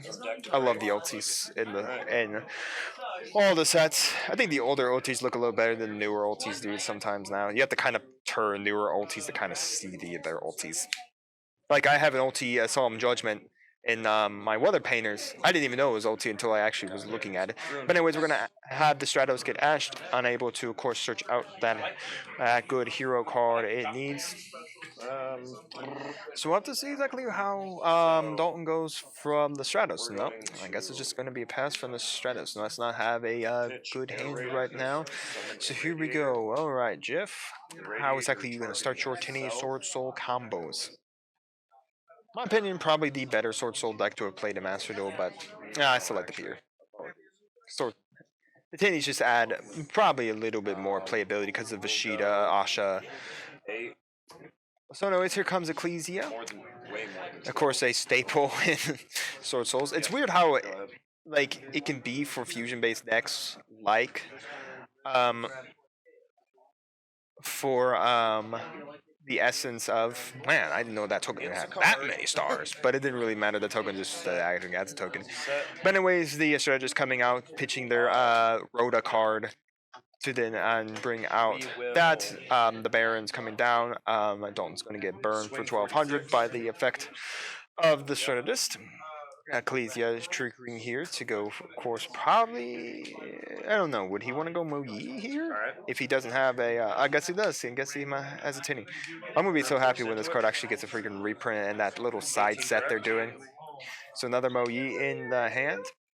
Well, I'm guessing he must have triggered the Ecclesia there because he must have not had a Sword Soul to show. Well, I guess it's also he's doing it. A lot of people will play the Baron first to keep out of Nibiru, so that way if Nibiru comes down, they trigger the they go and trigger the Baron to protect themselves from the Nibiru. So anyways, we have a draw from the Moyi, and then we have the during your standby phase. then we have the effect here to add. So in other words, we're going to add the Blackout, a very strong card, one of, and for all Sword Soul decks, but still a very strong card. Destroy. So anyways, where exactly is Jeff deciding on his next plays? But anyways, yeah, Baron Grandmasters plays a lot of times. I've seen a lot of plays of people doing Grandmaster and the Sovereign, not the Dark Sovereign, Chonyong, the one that banishes a guy. They can banish a card from your opponent's field and graveyard. So anyways, the Sword Soul Searcher card here, it looks like he's getting Taya. Oh man, right, he hasn't even normal summoned yet. So now the Taya is going to trigger here to banish. Looks like he's going to banish out the Sword Soul card. The question is, with the card, is he going to reduce the level or is he just going to keep at 2 4s? Because again, the Sword Soul spell card, when banished, can actually reduce the level by 1. So now we got the Draco Berserker. I'm pretty sure this is game. So Baron's going to go pop the Stratos, and then that's a 3K, 28. Yeah. Even without the damage coming from the strategist, that was game right there. Over 800 life points in game. Oh man, poor Dalton. But Jeff showing the power once more of why Tinny Sword Soul is Sword Soul. But anyways, I'm not sure how we're going to do prizing, like talking about prizing and all of that. I didn't really think about that where I am right currently, so I'll think about that probably when we end this round 4, because we'll probably be ending round 4 early here.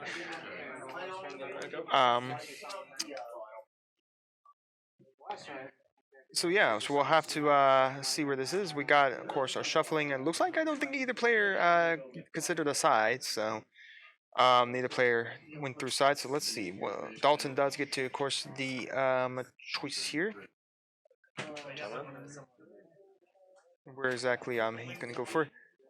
So it looks like we have another emergency call here, triggering. So what question is, what is he deciding to grab? Is he going to go for the Stratos? No, he's going to go for Shadow Mist. Of course, that allows him to get into Mass Change, which will get him into the Dark Law. Unless it's hero, unless that's no, it is he. Yeah, I was wondering if it was the one where you pay half your life points to summon. If it was that, but I thought it was the emergency call. By the way, any emergency call to add the Shadow Mist to his hand. This Shadow Mist is being discarded to bring out the Vision hero. That is, of course, going to bring the other hero that attaches to it. Increase, right, it's increase. Okay, so anyways, it's going to attach increase to itself in the spell and trap card zone. Increase is also annoying because anytime a hero monster is destroyed, it gets summon itself from the graveyard into the spell or trap card zone. So anyways, Vision coin course going out to then bring out the increase effect here to, of course, get into the Vion effect to then get a polymerization.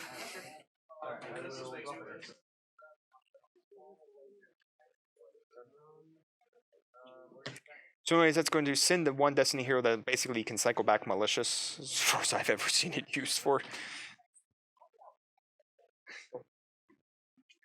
But yeah, okay, so he's gonna pitch out for the Vylon, and Vylon will be able to add him a polymerization later on. So then when we're gonna go Link, this is going to make X cross. The Crusader, Crusader is going to then summon out. Looks like the one Destiny hero. So Denier getting attributed. It's going to activate, of course, Crusader. Crusader is going to then search out, of course, I believe, another hero. I mean, they all search out heroes. That's practically all hero does. Search out heroes, add heroes, do hero stuff. And then we got Dust to Gold. Dust to Gold can then be sent out of your discarded out of your hand. I think another hero to add a Dark Fusion to your hand. Just very interesting. So, anyways, there goes Dust to Gold. Dust to Gold to get Dark Fusion. I'm glad Jeff cut that deck. Alright, but anyways, Dark Fusion, of course, coming out here. So, anyways, we got the Dark Fusion card being added off of the Dusted Gold. I think that's oh, Dark Calling, okay. The Dark Calling, of course, coming off of Dusted Gold. I think I remember when Dusted Gold was like a very expensive a card. But then again, Hero's always been expensive a card because it's always Jaden Yuki's like a protagonist style deck. So anyways, question is, will he continue to do some searching or are we done with searching? So anyways, we got Dark Calling. He's going to banish a couple of heroes here to then summon a dark hero.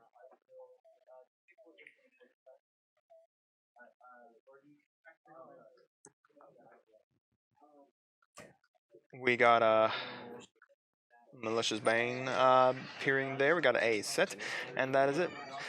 We got Malicious Bane. Oh, crap, what does he do? I know he's a house of a card.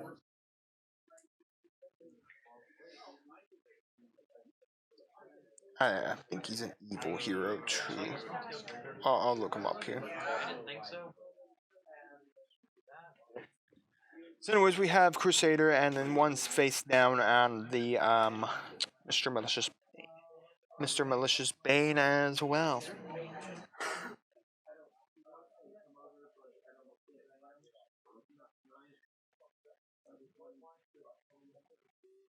Malicious Edge. There it is. Evil Hero Malicious Bane. Card that's literally sitting as $5 out of Brothers of Legend.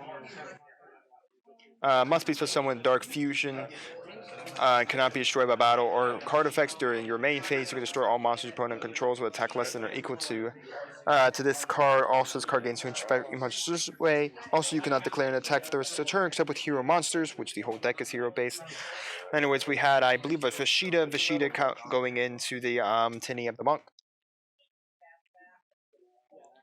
You can also declare the attack for the rest of the turn. You can only use the effect of your Malicious Bane once per turn.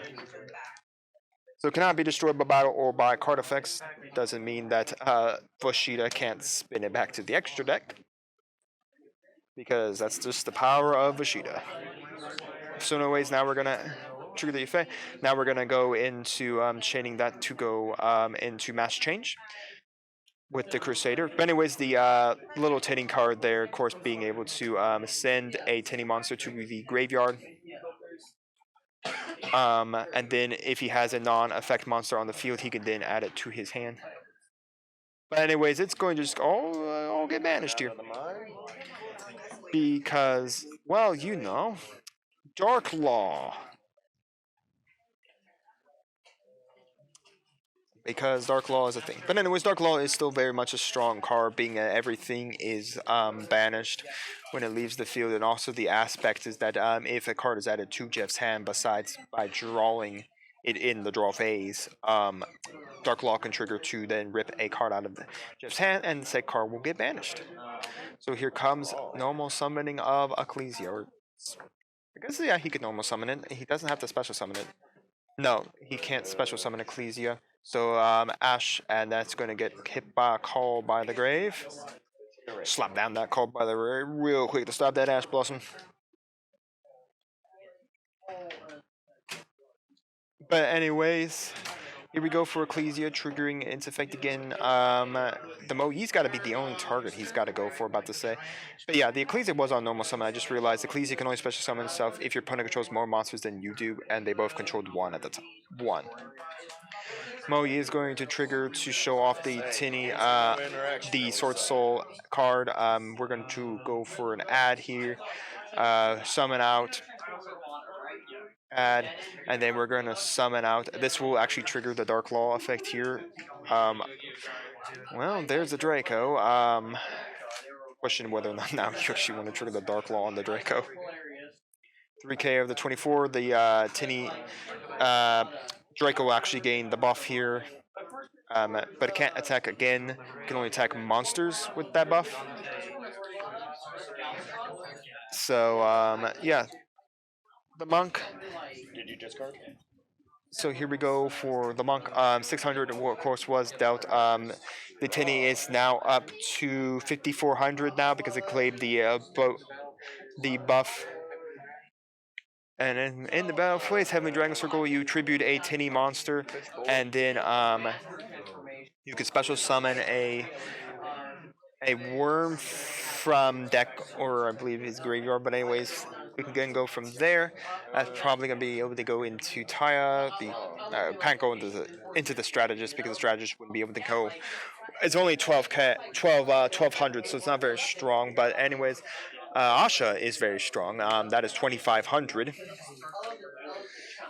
Really, really cool play there. The ability to immediately swap out from the Monk of the Tinny into the Asha.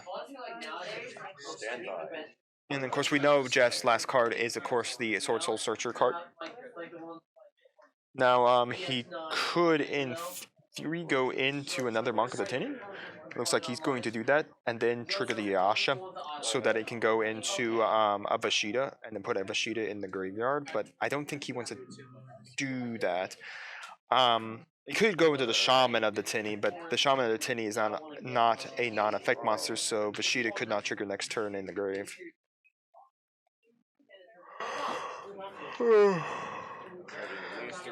I see kind of where Jeff kind of wants to go from here.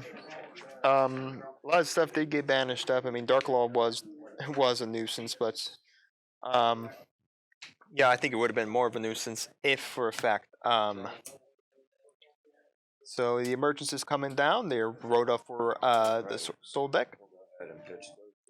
Rhoda for the Sword Soul deck. Of course, that's going to get Ataya. Again, Jeff can't normal summon or anything. He's now stuck to special summoning only. Again, he normal summoned out that Ecclesia, and then the Ecclesia triggered the fight. But yeah, I think if the Ecclesia had actually been hit by the Ash Blossom, I think that would have been pretty hard for Jeff to come back, just because everything is getting back. It looks like he is going to go the Asha here.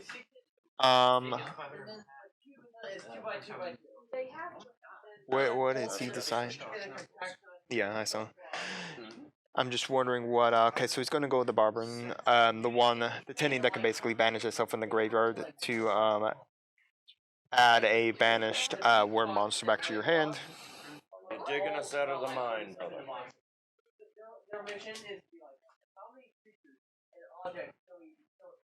So So anyways, then those two are probably, yes, going to go into the Shaman. Yep, the Shaman of the Tinny. So, but you could discard a card and then special summon a a worm from your graveyard. So there comes the Taya. The Taya then gets the trigger here. Banish one of the monks, and then that's going to make the token, and then he's going to be able to go into a level 8. If so, then he's also going to trigger. It looks like the Baron to get the Asha back to his hand.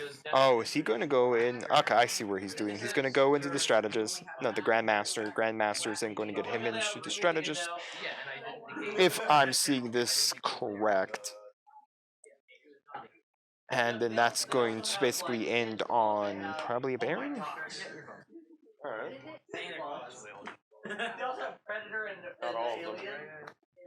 Sword Soul Cine, why did I expect something else? I mean, Jeff plays a lot of decks all over the place. I mean, there's, funny enough, there's 2 Sword Soul Tinnies right now. The other one right now is trying to fight their way past Flowunderies. And yeah, so okay, so no, he summoned out the Android. Now that's a very good card there. I've seen a lot of decks use it, and again, the water in there, and that is it. Jeff is going to take the win with Sword Soul Tinny. Yeah, it was a little hard there for Dalton Sword Tinny building both. Building up the board presence there and basically walking it away, but Jeff gets the win with Sword Soul Tinny. Still a very strong deck. Yeah, Flowunderies does die to a negated normal. I mean, that's the one way to stop it. But still, we got 2 Flowundery decks out there. One of which is the top deck right now of it. And like I said, we have a couple undefeateds. I'm trying to think. I'm trying to think who still is undefeated. I don't think our other Flunderies player is undefeated. I think they took a loss somewhere. But anyways, I'm going to clean up this board. Let's talk and open some packs. I don't know what to really talk about. What should I talk about Yu-Gi-Oh related?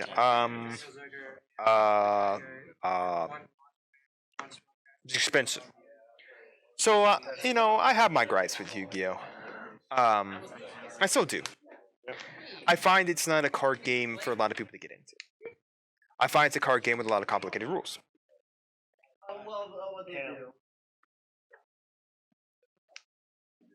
Lyric's Pure. I mean, Lyric's Pure is pretty cool. I remember when it was still bird up. I mean, I love Yu-Gi-Oh. So, and I'm happy the creator made it. But, you know, there are times when I think about how Yu-Gi-Oh's evolved over the years, especially watching like history of Yu-Gi-Oh with Simo and MBT. Yep. Just like all the FTKs, OTKs, the Dragon Ruler format that I never played in. Apparently, the best thing about Dragon Ruler was Dragon Ruler mirrors. Oh, that was always fun. Never played back in that day. Well, Draco Sack was also expensive, like $100 for. At one point, it was 180. Yeah, I remember. Yeah, Draco Sack was an expensive card. First plant deck. Good times, good times. Yeah, I've pretty much, my collection has been sold. I sold it all. I have very minimum amount. Like I said, the only stuff I really have left of Sword Soul, not Sword Soul. I don't have anything of Sword Soul. As much as I'm happy Moe's getting a reprint, I may consider building it. I really only have what I have for my decks. I mean, sure, when I sold all my stuff and got out of the game right after 𝐂𝐘𝐒 format, I kept all my hand traps because I knew for a fact those would never die. Konami has never hit a hand trap, has never harmed a hand trap. Rika Turbo. I know we actually have someone who's Logan. I was going to try to get him on. He's playing Sunseed Therion with a Punk engine. So, I mean, I played that before, but I played it on a free night when I played at Ignisters and made the big guy with 5K. And, same old shit. Yeah, Sun Valiant is cool, especially when I played it with Logan. Then again, he just went through his own combo while I sat there with the 5K beat stick on, yeah, Sun Nova. But yeah, I mean, I sat there with the big beat stick rival cybers that can't be affected by anything, and literally I just sit there with a 5K beat stick, and all the Sun Valiant stuff is basically little. I'll try to see if we can get Logan for the last game. I don't know like who the top 2 players are. It's probably either gonna be Nolan Zinn and someone else. I'm trying to think who the heck else is undefeated. Huh? Oh, Sam? 201. Oh right, he had 1 tie. Yeah. Okay, so yeah, it beat Sam, but Sam doesn't want to be on stream, so the top table game would never be able to be streamed. Not with Sam. Not wanting to be on stream, and I still honor. And I honor everyone who doesn't want to be on stream.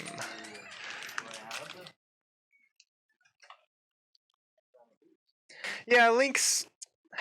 I don't know. I've grown to like Lynx now that I played it, but let me tell you, when Lynx were first a thing, Jasmine is just too good not to use. Pretty much true. But I mean, I remember when Lynx first came out, when it was like super slow, when we had like, oh my gosh, the Blackwing card that made tokens. Gofu. I remember when we had Gofu, when we played Gofu, so we could go into like Lynx. Yeah, Vayu. We had Gofu, Vayu, we had Dandelion, we had Scapegoat. Scapegoat was a way we link climb back in the day. Global, oh my gosh, what did we use to link climb? And players extra linked me. Level Eater, yeah, Level Eater, I forgot when the hell did he get banned? He's been banned for a long time. I know a lot of my friends joke about a lot of the ban cards we think can come back. Pot of Greed, probably could come back and do nothing. Premature Burial, probably could come back and do nothing. I mean, I don't know. I haven't even seen a complaint from like the top table people from YCSs and WQCs playing Change of Heart. I don't think I've even seen much of a like talk of Change of Heart. Then again, I don't think I keep up with that much of the meta territory, so I don't know how like big Change of Heart really is. I know everyone's just more afraid of the flights coming out and becoming tier 0 for the format. Maybe they do. I don't play competitive, so, and as right now, Digimon really doesn't have a tier 0 deck, so, I mean, next set, sure. Yeah, because it targets. Yeah, I can see Glow Bloom being tough, but like I said, I think some of those cards like Dandelion, Gofu, and stuff could probably come back. Ryan could probably come off the ban list, because why they got on the ban list in the first place was because they attached themselves to the early Link format. Change of Heart. I don't think Change of Heart actually does target. But it really doesn't matter. I think a lot of cards can come off, like Time Seal. Like Time Seal right now is at 1. I can tell you 100%. I have not seen a person around in here play Time Seal. But I mean, it's a 1 of. It's probably gonna go become a 3 of. There's a 0% chance of that. If it doesn't make an impact in the game, it goes normally to 3. I mean, I know people want Adventure, probably gonna go down next ban list. I could see getting semi-limited or oh, Change of Heart does target. Okay, maybe got eroded. Doesn't matter.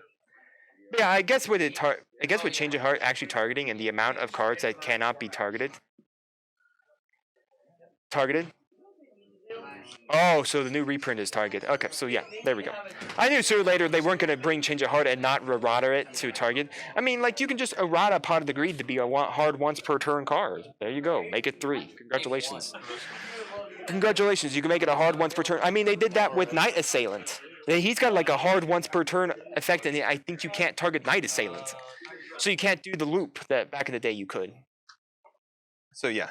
So, I think Yu-Gi-Oh can do a lot of different things. I think Yu-Gi-Oh needs to change some aspects. It needs to be a little more consumer-friendly. I mean, to even get in, you need all the high class. You need all the high class like hand traps, Ash Blossoms. You need like even the normal and Ash Blossom that I think came out in the structure Solomon Great Structure deck. And Iron Free plus Royal Magical Library. Yeah, that's an FTK. Oh yeah, I totally forgot. Right. Elma's still banned. Yeah, Elma's still banned, but it's not going to come off the list because of the way. If they don't, they could come off, but again, Konami's going to have to change way the card's written, so it can't work with Gear Free to cause an infinite loop. And even then, Konami states now infinite loops, you stop where the loop is, so I don't know. Like I said, there's probably a lot of cards like Yada. Yada's right now off the ban list, but I've yet to see a deck play Yada or even do much with Yada. I mean, like I said, it's a monster, it's a spirit monster that bounces itself back to your hand, and you have to swing with it for the turn, dealing 200 points of damage. And with the amount of cards we have that are bigger than a 200 Yada, and you're gonna have to spend probably your whole time trying to clear your opponent's board so that you can swing with the Yada, and then normal summon the Yada.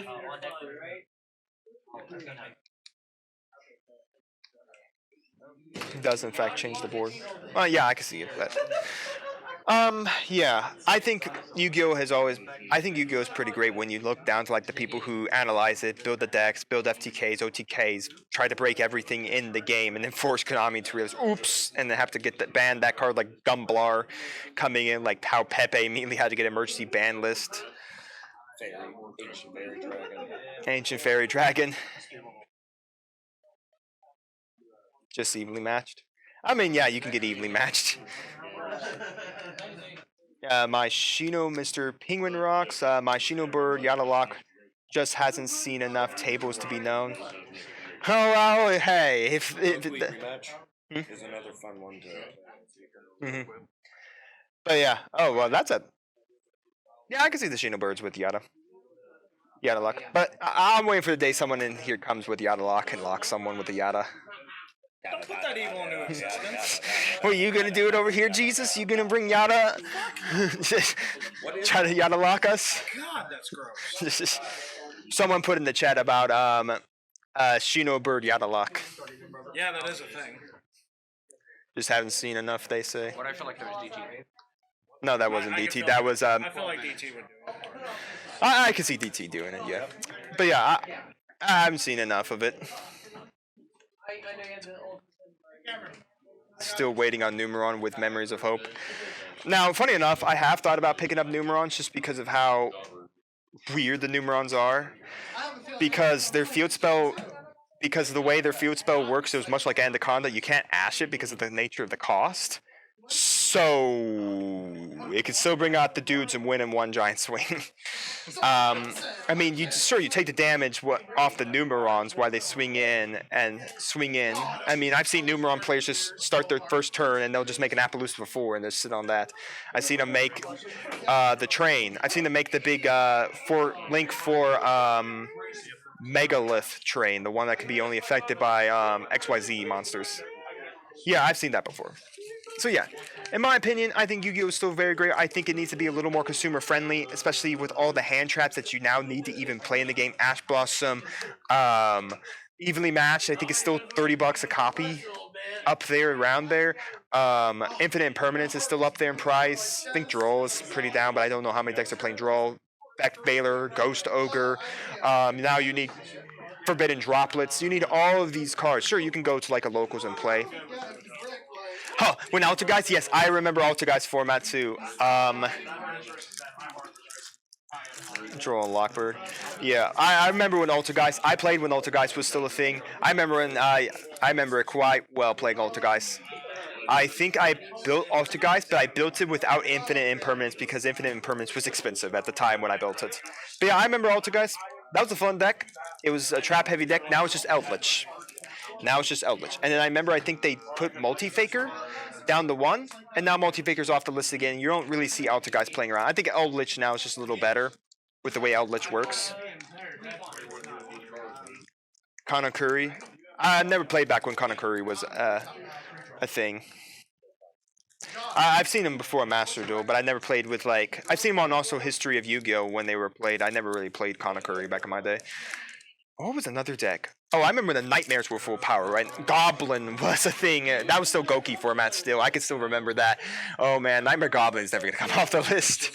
Until we get so far in that it's absolutely worthless card. But anyways, that's enough talking. Let's crack some packs here towards the end. Let's crack an OT. Let's crack 2 OTS 19 packs. Let's see. No? Let's see. Let's let's crack another Genesis Impact, and you know what? A duel from the deep. I'm still looking for that good old droplets. Oh, Konakuri, not the Konakuri's monsters. No, Konakuri, the altar guys. Yeah, no, I remember that one. That's a nightmare. Yeah. And Sequoias was just 2 negate attacks to turn. Pretty much, it was. Especially since you got Sequoias off of Multi-Faker, and then they spent the Multi-Faker, because Multi-Faker triggered in hand, summoned, then summoned the Sequoias, so you couldn't negate the effect unless you hit it with an Ash Blossom when it goes from hand. Then you have that, then you just spin back the Multi-Faker back to your hand, and then basically you had it again. Anyways, duels from the deep. Well, I guess that was it. Our card was Sea Stealth 2. Man, that was very quick. But anyways, the Marine Sith stuff, though, it looks really cool. I saw the ultra rare that's out of this set, their spell card jumped up. I think it was like a couple bucks when I first got it. Look, I really need to add Cowboy. I'm not kidding. Yeah. Because it's not. Yeah, I could see that. Yeah. Konakuri not being able to be negated, but which was annoying because it was attached itself to the monster and Gwyn attacking. It was 2400 defense. But yeah, I like this archetype. But funny enough, the spell card jumped up to 15 bucks, and then legendary fisherman. Let's do some Duelist Genesis here. I think this is the set that Drytrons, I think, came out in. Yes, it is, because here's a Drytron. It's not a very good Drytron. Book of Law. Not a cruncher. Benton. There's Fafnir. But that's it. That's it for that. No live twins there. Alright. Let's do it. Let's pull it. We're looking for Ultis. We're looking for the good Gucci stuff. Why did she get reprinted? Reborn. What decks are playing Gores now? Oh well, I guess Gores gets it. Here's Knight Assailant, and ooh, it's just a Flame King Genghis. Nothing there. Yeah, here's the new Knight Assailant right here, the one that got reprinted where you can't do the Knight Assailant loop anymore. Sorry to interrupt. You pulled the restroom. Huh? You pulled the restroom. Yeah. Alright, here we go. Last OTS pack here before we move into the final round. Assailant, but with errata. Yeah. Here we go. Blossom. Hey, look, another Knight Assailants. And Kaias. Well, nothing there. I did pull 2 Knight Assailant. Too bad I can't loop them. But I'm kind of glad. The Knight Assailant loops are pretty annoying. I've seen. I still don't get like who's playing Gores. I think this got reprinted. And I think this was since. Man, people just like Gores, I guess. Just like Low Fire Blossom makes sense. Knight of Saints makes sense because it's got its errata. So I mean. That's game. So anyways, I don't know if we'll crack all of these packs for last, but like I said, we got a Synchro Storm. There's a chance to pull a Baron in here. I already have a Baron, but another Baron would be pretty cool. I got a chance to pull a Droplets. Got a chance to pull, I think Therion is the only really good card out of this set. Therion, and then the 2 ulti skill drain, Chantress, and falling out of the basket. Before I graduated college, the local competition was Fluffles, ABCs, FAs, Badolces, Lyricks, me, a legit cheating Exodia player, and a Grid Maju stall OTK deck. I really want to play Grid Maju though, but I need to wait for Pot of Desires to get finally back to 3 because it got to 1 for who knows what reasons. Konami threw it at a dartboard. They put a blindfold on, threw a dartboard, and said, "Hey, look, Pot of Desires." I'm pretty sure it's to try to get people to buy Pot of Extravagance. But you know, Pot of Extravagance was expensive. But yeah, I really want to play Grid Maju, and then they hit, you know. Then they go and hit, I don't have. yeah, it's at 2, so I could run it at 2, but I'm kind of waiting for the 3. Again, but Fluffles, one of my favorites. I have a friend who, I remember FAs and then ran FAs, but Dolces, I love it too. I ran ABCs when it first came out too. And then I ran it Pot of Desires was so very expensive at the time. I was so happy when they reprinted it in the tins. And a cheating Exodia player. We got a few Exodia players out here, but they play Mystic Mine. It's not really, it's Mystic Mine Exodia, and I've actually had twice, I think 3 times Exodia actually obliterate an opponent. But yeah, we got about 4 minutes left. I'm gonna stop talking here because my throat is getting a little dry. But I've been enjoying talking with you all. Yeah, Mystic Mine Exodia, and I've watched Mystic Mine Trigger. I got a friend down here who definitely does not like that style deck. And we got the man over here who hates Mystic Mine. Can we ban that card, please? You got the entire building. How about we just bring it out with Demise of the Land? Ooh, I mean, they might now that one Sky Striker deck won with it. So rotation give them a Golden Castle. Hey Mitch, you have an extra playset of Curse Seal? Yeah, you want it? But I will banish Mystic Mine anytime. That's what I was aiming for. no, I guess yeah, we can Curse Seal it and then ban it that way. And 2 kings in the Space. common world. But anyways, yeah, so yeah. So I'm gonna jump off here. Get ready for round 5. I got all my stuff set up for deck profile of our winner. Here, it looks like it's going to be a Floowandereeze mirror match. I won. Yeah, go. Oh, you actually got it? Oh, then I think Sam is then your opponent then, because Sam I think only has a tie. So more Floowandereeze. Wow. Okay. Well, Nolan, Jesus might actually get his deck list on the profile. Yeah, we'll see. I mean, I'm not aiming for the deck profile. We'll see. Well, we'll see. But anyways, yeah, it looks like Zin did go down, but probably a good match. Zin is a tough player to take down. But anyways, and the going Castle Stromberg is actually a really good tech there. Well, set rotation is really a good tech anyways because it forces your opponent that they can't set a new field spell. So if they're field spell heavy deck, just play that. Then they're stuck to that field spell for the rest of the game. And if they try to flip over the castle, then I think they mill every turn. Yeah. Yeah, I think you can use that for Grimmanju too, as long as you have the Grimmanju before you actually start triggering Golden Castle Stromberg. But yeah, we're going to be back for the final round. I kind of have to figure out how exactly we're going to announce winners when I am not exactly near all my stuff, where I normally would sit to announce winners. But yes, we don't have much time left for minutes. But I thank you all for coming out. It means a lot to me that you all enjoy listening to my dumb commentary. Sometimes I don't even know what I'm talking about or decks or what they do or anything like that. I think it's pretty fun. Again, if you want more Yu-Gi-Oh, I'm still going to honor Kazuki Takahashi Monday with some Master Duel. We're going to try to... we may try to crack up some packs, get some Brave stuff, some Floowandereeze stuff, probably play some Birds. Maybe look into what I want to do with the Adventure Engine. Maybe play some of the other decks I got. Try to get up to, Diamond 1 for all that fun. But yeah, again, if you're looking for a lot more interesting content, if you're looking for more of my Digimon content, check out the YouTube channel. Like I said, much as I want to keep this a Yu-Gi-Oh! I believe without Yu-Gi-Oh! We wouldn't have the Digimon card game, we wouldn't have the Vanguard card game, we wouldn't have the card game era that we do. I think maybe in time Magic might have been able to give us more card games, but truth be told, I mean, I truly think if without Yu-Gi-Oh, I don't think we would have the TCG we do today.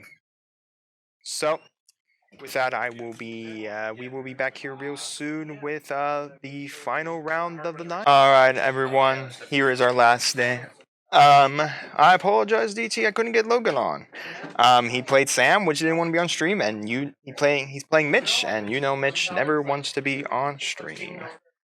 So I apologize for that. Couldn't get him on. Tried. One opponent didn't want, and Mitch never does. But anyways, this is the last round, so I thought we can bring back our best man here, Mr. Gary and Nathan, who did place third and does have his PK Fire. And, Rabbit Boy 69, thank you for the follow. Much appreciated. I'm still just trying to get to that point of an average of 3 viewers so that we can get affiliation. Then I'll do much more interesting stuff. I mean, I thought about doing more like interesting streams here of like just painting streams where I just sit and talk and just paint on miniatures and just kind of show you what I do with them, kind of how I work through my miniatures and stuff like that. I think that'd be pretty cool, but I don't know. Maybe in the future when I have way more equipment, probably some Canon cameras and some better lighting than who I'm probably going to be. So that's a much different future. I've also thought about just building Legos. Man, I did that as a kid. I think that'd be a pretty cool thing just to sit there and stream. You know, watch me build a Lego. That'd be pretty cool though. Alright, we're just waiting for Cameron to announce the time here, and we will start the last round here. Again, our top players are Nolan and Sam. We have Flawunderies and Tinny Sword Soul. So this is going to be interesting. Exactly who is going to come out on top?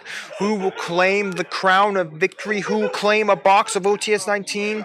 And everyone else will go walk home with at least chunk ton worth of OTS packs in their hands. And we will all give it thanks to that. We're just waiting. We haven't heard anything, but anyways. You got 40 minutes. Your time starts now. And the timer starts. Here we go for the Golden Lord versus PK Fire. Yes, I was going to call it Eldritch, but then I decided I couldn't remember how the heck to spell Eldritch. I just called it the Golden Lord. So anyways, we're going to start off with the Saurus here. That basically, this is the ability of the Saurus to special summon itself. Then he's going to then normal summon something. I didn't see what it was, but it doesn't really matter. Cherubini is going to trigger here. He's going to send a Burning Abyss to the graveyard. It's probably Graf. Graf is always the first one they send because Barbar. No, it's not Barbar. Seer, right? Seer. Okay, so Graf got sent. That's going to then trigger. Graf is then going to trigger to get the summon out the Seer. Then. Yep, there's a Seer. Then the combo goes from there into your good friend, Mr. Rusty Bardish. Because apparently I know enough about this deck. I mean, sure, Rongo Bongo exists in Master Duel. Time Glass doesn't exist in here. So anyways, Seer bring out Cherubini. Now here comes Rusty Bardish. Triggering is going to send the Torrent Scale, and then he's going to be able to set himself the one and only. I didn't see it, but it's possibility it's the one that can special summon itself if it doesn't have a. It might not. I don't know. Doesn't really matter. It's a face down. But anyways, Ancient Greaves is coming into his hands. Anyways, Ancient Cloak going out. That brings out Torrent Scales. Torrent Scales can summon itself on the field. Here comes the Grieve. He right now has 2 3s. So I know for a fact he can go into the Utopic Dragonic future. Here, so anyways, we're gonna go into Legionnaire. That is his plan currently right now is to go into the Utopic Dragonic future because he's gonna go into another level 3 here. Overlay here. Then once he has 2 level 3s, here comes Dante. Is he going to mill Dante? A lot of times Dante has never worked for Nathan, so we'll have to see how well these mills work for him now. Again, he's pretty much just setting up the board presence to go into F-Zero and an F-Zero Dragonic future. And then just going to go to it. Looks like a tour guide, the knight, and a feather duster. It kind of hurts against what he is playing against. But anyways, here we go for F-Zero, and then F-Zero. That is not F-Zero. First you got to go F-Zero, and then F-Zero into Dragonic. A very strong card, in my opinion. I still remember when Zexels was still a thing, and that was an annoying card to play against. But anyways, here we go. No, Gary's just taking a read of this card that can negate effects, and then take said monster. Very powerful card. And remember, Bird Up could easily play it too, because the fact is you win to the Nightingales, or the one Leerless monster. And then from there, you kind of did things. Basically, you win the two of them into F-Zero into Dragonic. Looks like we're gonna start off with a prosperity. Gonna banish. Looks like 6 cards again. Nathan will take half damage from any damage he takes from prosperity. Still very good card, I'm not gonna lie. I hope it's in the new tins when they come out, but it's probably still gonna be, I think even Extrav was like a $30 to $40 card that we had that came out in the set. So anyways, there we go for the 6. So yeah, it's going to be very interesting. What one? I mean, he's got a couple. Looks like 2 goes in match, a sanguine, a dogmatic punishment. I don't think he has a monster big enough to destroy Dragana at the F0. And I don't know what the, and maybe another. Looks like another prosperity. I couldn't really see what he took. Well, I think it may have been the dogmatic punishment. Oh no, it was Scarlet Sanguine. It looks like we're showing off the man himself, oh my gosh, I'm forgetting his name. It's the guy you show in your hand and he protects all your back row.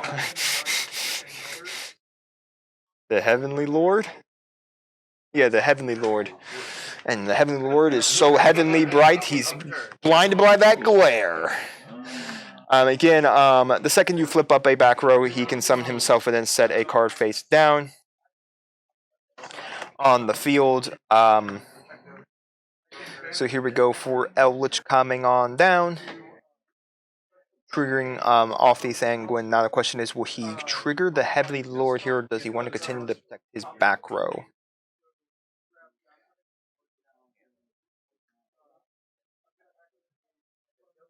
So it looks like the Heavenly Lord is staying in the hand, staying face up, so all the back row is still safe from destruction. So anyways, Ancient Cloak is getting banished out here again. That's going to get him a Phantom Knight's card here. Looks like he's going to go for the Silence Boots, and then that's going to allow him to trigger Torn Scales. Torn Scales is out. No, I was about to say, isn't Torn Scales supposed to be banished? But I remember right, it became an XYZ material. It doesn't recognize the fact that it came out of the graveyard when because of a banishment. So in which we have Goose in match. So he can only control one of every one attribute. So I believe right now almost everything is dark except the future.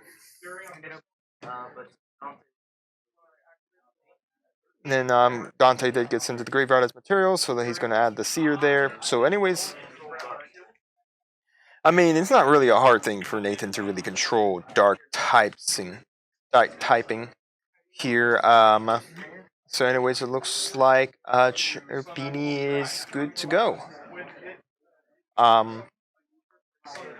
It's still got to pay the cost, so it's still got to send something to the graveyard. That is aspect of it. It's not like where Rusty Bardish is not a cost effect. He just activates and just does the effect. Silence Boots can be special summoned as long as you control out a Phantom Knight's monster. So now he has a Torn Scales and a Phantom Knight. And Phantom Knights again, he can only go into things that are dark based. But he can still go into his XYZs again, as long as he has the ability to go into a dark XYZ, which Rusty Bardish, which Breaksword is a dark type. Okay.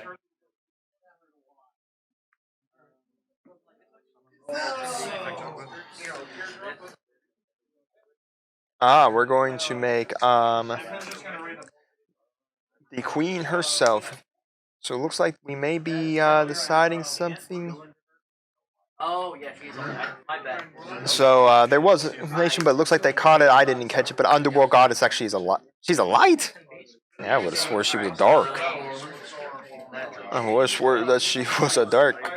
That's completely funny. But anyways, overlaying again, neither back row can be destroyed. Of course, we're gonna go with the Breaksword.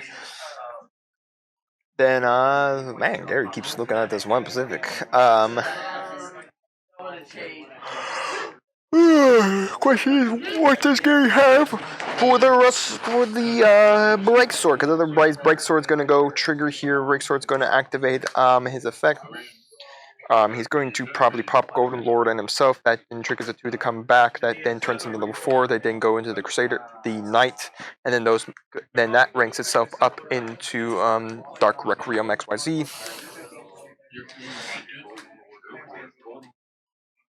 Ah, yes.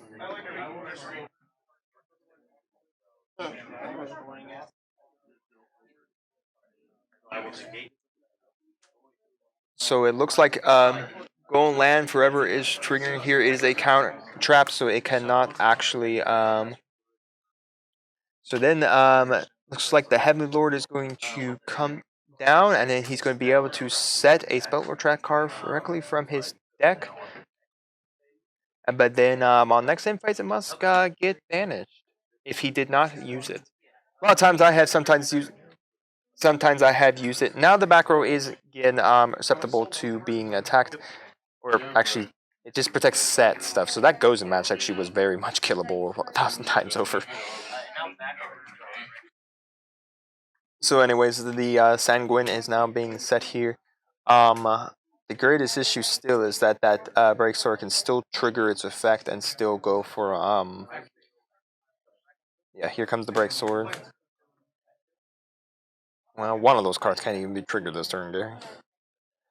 Okay, we're gonna trigger Dogmatic Punishment. So he's going to send a monster from his extra deck to that has to be at least higher attack than the target card he is targeting. So Nintes is probably gonna go out here. Nintes is then gonna trigger, of course, into the graveyard. So then punishment is going to knock off. And then Nintes is going to go for the pop here.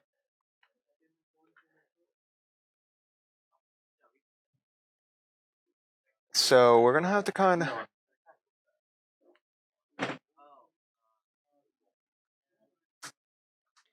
So we'll have to kind of see where this is going. The Nintes is kind of deciding on its target right now for what it's going to go for. The back row or chair B. Right now, I think Break Swords, guys, I think it's just if it dies... It looks like they're going to just, it's just going to buff Cherubini by an extra 1,000, and then, of course, the 2 cards from Break Sword can't special summon themselves out. Break Sword, the guys don't actually have to die by Break Sword's effect, they just have to die by card effect. So, anyways, we still have a normal summon here. Silent Boots and everything is coming out. Everything, again, he is still trapped to the dark, so he's going to banish out the thing to bring back Rusty Bardish. Rusty Bardish. Torn Scales is already on the field. It is a hard once per turn for the Torn Scales effect, and this Torn Scales will get banished if it doesn't go in. So nope, this is going to become the Raider's Knight. Raider's Knight is then going to trigger its effect here, and then it's going to then immediately rank up, and then that's going to eat a Solemn Warning. Basically removing it right off the field. Well, of course, half of Gary's life points, but I mean, it does stop the Dark Requiem from being able to trigger and buff himself up by attack of every monster on the field. Again, Gozen match is still very much up, still very much blocking. And the Heavenly Lord, I believe, is a light, so I mean, Eldritch can still come out here because of not that it actually really matters, because Eldritch can actually bring himself back into the hand by sending the Gozen match. And then, yeah, because his cost to send him back in the hand is actually to send the Spell Trap card Spell Trap card on your field to the graveyard, and then he gets then you can just special summon a zombie type monster to the field. Zombie type monsters to the field from your hand. So, funny enough, that actually does work if for some reason Heavenly Lord is a dark, but I don't believe he is. I believe he's a light. So I'm going to have to figure out how Nathan's actually going to get through this. Heavenly Lord is 3k, so he is going to... So it looks like we're going to normal summon. He's going to pitch out the thing. There's nothing else there to really harm you, Nathan. He can't actually trigger the Sanguine. But anyways, the Torn Scale is going to pitch out the last card he had in his hand. He's then going to send a send a it looks like another Torn Scale to the graveyard, but Torn Scale can only trigger once because it's a hard once per turn effect. It's a hard once per turn effect.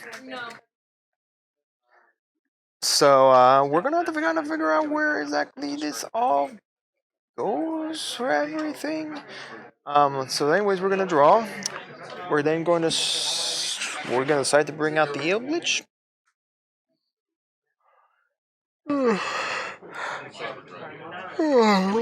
That is the question of the day.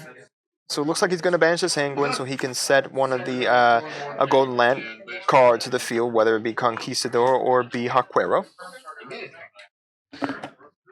Haquero. So it looks like it's going to be Haquero. Actually, probably a good idea for the amount of sanity that this deck plays in its graveyard.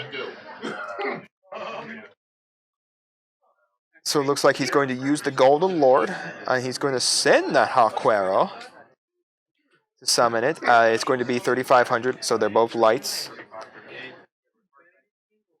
So yeah, we got no, it's 38, 35 when it's in defense. But anyways, it's 38 because it gets a buff of 1,000.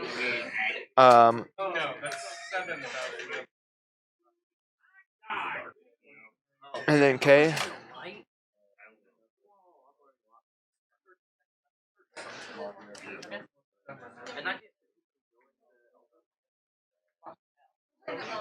So it looks like there's because yeah. So it looks like there was an attempt to summon Eldritch, but Eldritch actually can't come into it. I thought Eldritch was a light. Was he not a dark? Oh, horse's ass! Look at this over here. All right. Well, I mean, there's a way to play around that, Gary. Okay, so they figured it out. Gary figured out kind of what I had already said. Remove the Goes and Match, bring out the Eldritch. Because again, the cost to bring out the Eldritch is off of sending the card is the cost. So how about we just bring more Eldritch power? Another Eldritch coming out.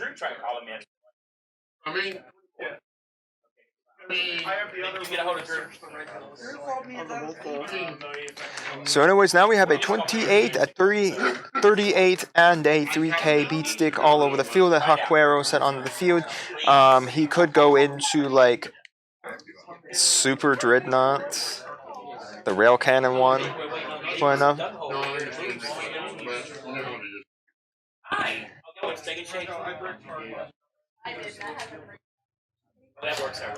But anyways, it looks like there was a quick look through of the graveyard. I'm pretty sure now the Golden Match is gone, so the problem now is that the Underworld Goddess is very useful here. So anyways, we're going to Fog Blade that Eldritch. Sad. So we're going to have another Eldritch swing over the Torn Scales. That's going to go. Then the 3K is going over the Cherubini. So a bunch of damage coming there for on to Nathan.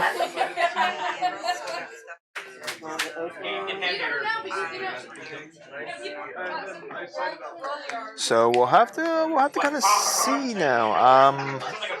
So is Gary not going to go into anything? That is the question. Question of the day. Questions of life. Every question we could ever ask. Okay, we just got another set here, so we know for a fact we have a Haquero. We have a Golden Lord that can't attack, and I think has to be attacked. If I remember what Fog Blade states on it. And then Fog Blade gets removed. Okay, and then it looks like he triggered the second Scarlet Sanguine in phase, and he's going to set a Conquistador. So then we have a Haquero and a Conquistador. Now, if the Fog Blade does go to the graveyard, it will allow him to banish it to special summon a Phantom Knights from his graveyard, I believe it's written for the effect. Is written on it. But, you know, we'll have to kind of figure out how exactly Nathan's getting through this. Because Rusty Bardish can still trigger. The issue, though, is that Conquistador can still trigger here, and there's Haquero that can trigger as well. And it looks like that is it. Nathan's going to scoop it up. The Golden Lord is too powerful for the demons. But, man, Nathan did put up some really good boards there. Being almost putting up the Requiem, they got hit with a Judgment. Putting up the 𝐓𝐷𝐄𝐋𝐀𝐓𝐄𝐃 future, it gets removed because of a Gozen match. I mean, I guess he could have kept it on the field. The great issue, though, is that he would never been able to get into Darks, and the entirety of the PK Fire deck is Dark. So, yeah. Anyways, moving on. So, anyways, our players are just taking some minute to side. I still like Nathan's Sabo sleeves. I wonder if there's a meaning behind it. Because PK Fire demons cry a lot, I guess. I don't know, dude. Phantom inanimate objects cry. The question of philosophy begs upon me. But anyways, I do like the Phantom Knights deck. Like I said, I think with the Brave stuff, I may actually decide to build PK Fire and Master Duel, as much as it's going to be Rongo Bongo. But it's really going to be PK Fire with the Adventure Engine.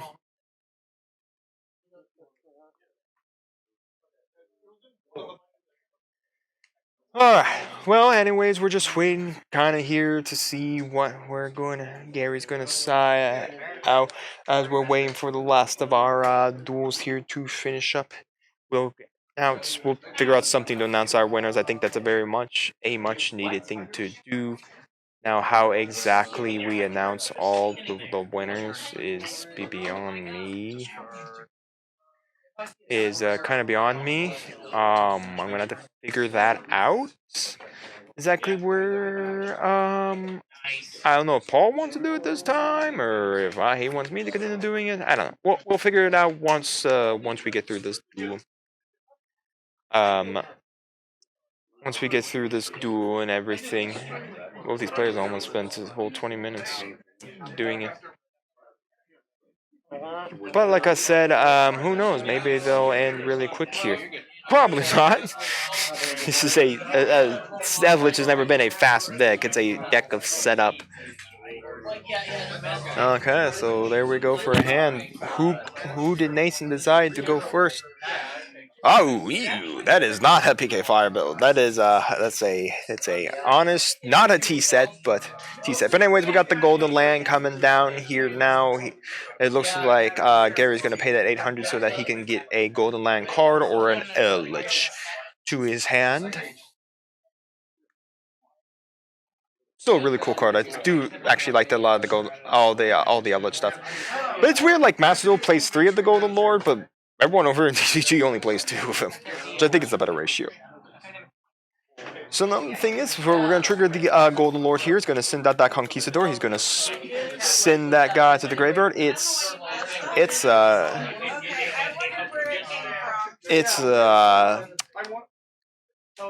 So anyways, then the Golden Lord's then going to send Special Summon himself out of the graveyard. That's going to get ashed so that the Golden Land card can't actually grab anything. Now the cards are sideways. Gary's always has a very interesting way of putting his cards in his graveyard. We got a set 3 here, and we're going to swing for 38. Yeah? Or is it 35, 38? Gosh, I do.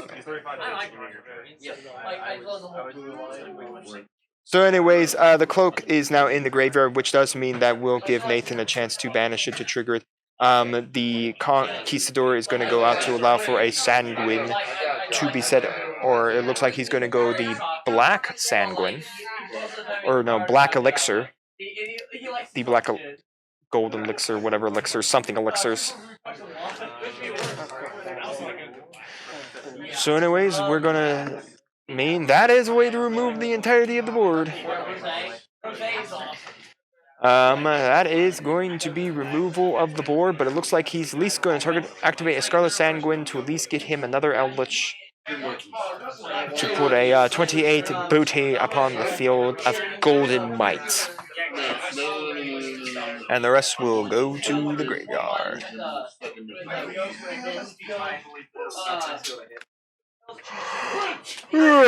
So, wow, there can only be one. That would have kind of sucked. That with it goes. Ew.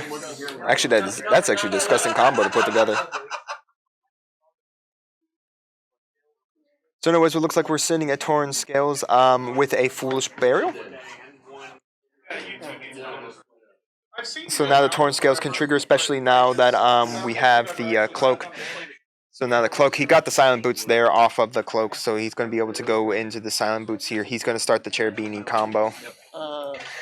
So we're about to see the combo of combos. Combos you see about 1,000 times over of combos. Combos, Cherubini. We go into, we send the Graph to get the Seer. Seer, the Summon.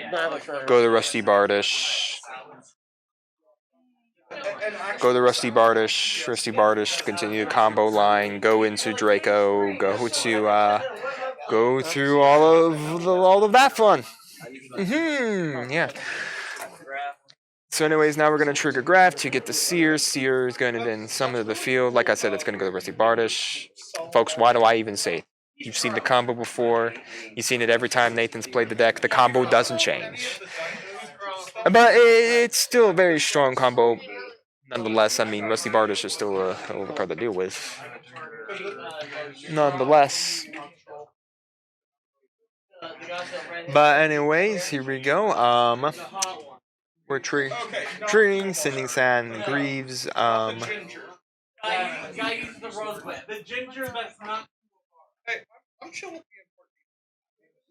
So we're gonna see. So he's got the Rusty Bardish. So anyways, we got the Sand Greaves coming. Banish to bring out Gloves. That's going to bring out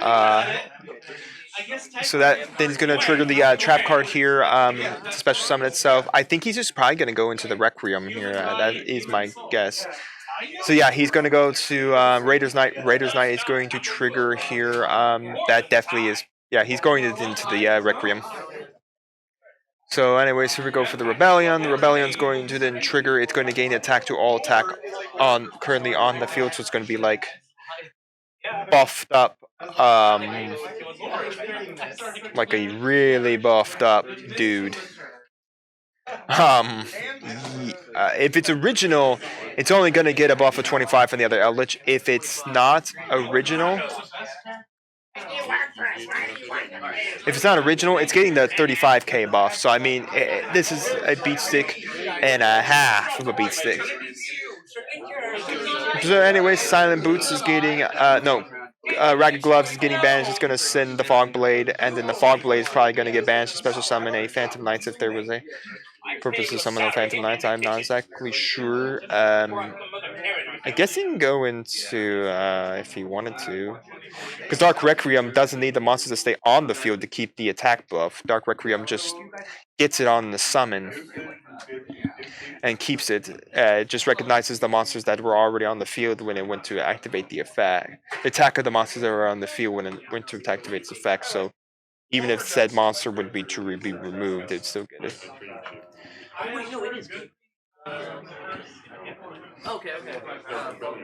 So anyways, here we go for the Fog Blade. He's going to special summon out a Phantom Knight. So anyways, he's going to bring out Phantom Boots. So the question is, I think he's trying to get hit 𝐷𝐿TK here with Dark Requiem. And of course, it looks like they're doing a little math. Yu-Gi-Oh needs math. Well, more like calculators.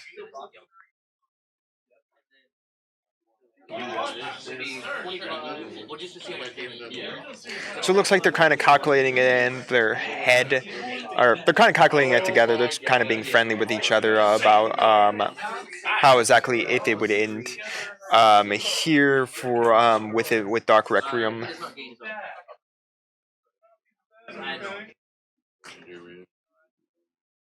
So we're gonna have to kind of figure out exactly where this is. I think maybe it might be in Nathan's favor, especially with Dark Requiem on the field, but I am not completely sure here as we move into 11 p.m. Man, I'm gonna get home until like past midnight. Alright, it looks like that is game. It looks like exactly Nathan needed everything to get to win. We're going to game 3. Game 3. I'm aware of the council. Well, anyways, we're gonna do some siding here as we move into game 3. It's really cool at the two were calculating it there. It looked like Nathan had it. I think he was planning on using Rusty Barter to pop one of them. I mean, heck, he could have probably even gone to Underworld Goddess into another, and then just swung in for game. It's probably what he could have done. I'm not completely sure if any one of those Link monsters have requirements where they can't be linked off to turn their summon. I doubt it. I doubt it. I doubt it, but anyways, we're trying to see who will walk away. Again, it's free real estate because you don't have to pay for it. Yeah. That too. So anyways, it looks like Nathan has finished up siding. I'm taking a guess that Gary's probably going to be taking the first here because, why not? I mean, truth be told, again, Eldritch is a setup back row deck. So it wants to, it definitely wants to set up for board presence and then go from there. That way it can set up like all its floodgates, like its strikes, its judgments, all the Eldritch cards like Sanguines, actually Conquistadors and Hawkweros. So anyways, we're gonna start with a pot of extravagant, a pot of prosperity. Pot of prosperity here.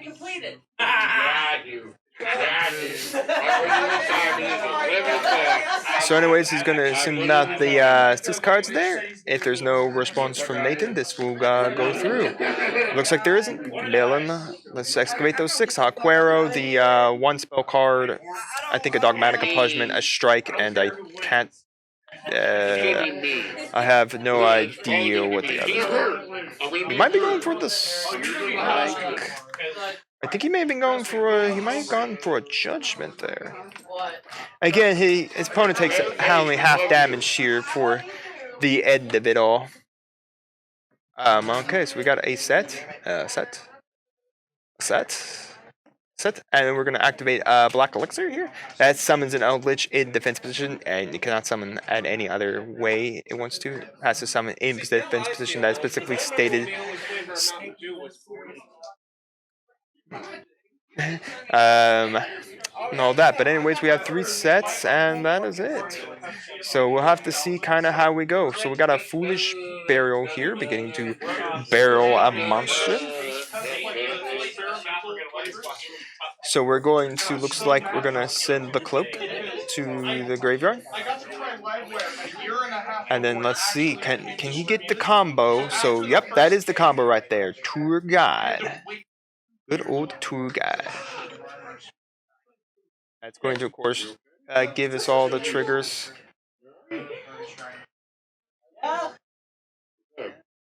Then that's going to give the triggers. So we're going to. I'm trying to take in the. Okay, so anyways, he's going to strike the. He's going to strike off that. That's going to strike off the our good Miss Friend right here. It looks like they're calculating. So, okay, so he showed Sunoco there. Sunoco gets to summon itself out if it's pitched out in the graveyard. I think it summons any danger out. But anyways, with the strike of the our good strike of but anyways, that is it. Striking the Tour Guide is a really strong thing here because it is one of the main combo pieces it needed.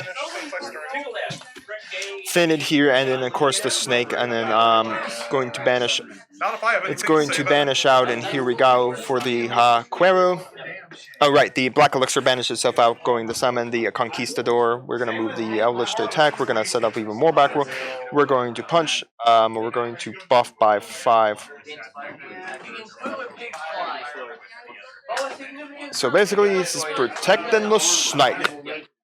But anyways, the snake has been protected. No damage there because the snake is in defense position here.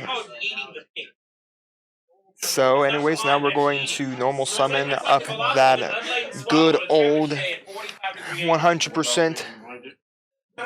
Question is, does Gary have something for this summon? Does he have something for this summon? Nope, so this is going to go in to the one and only Cherubini. So Cherubini is going to summon here.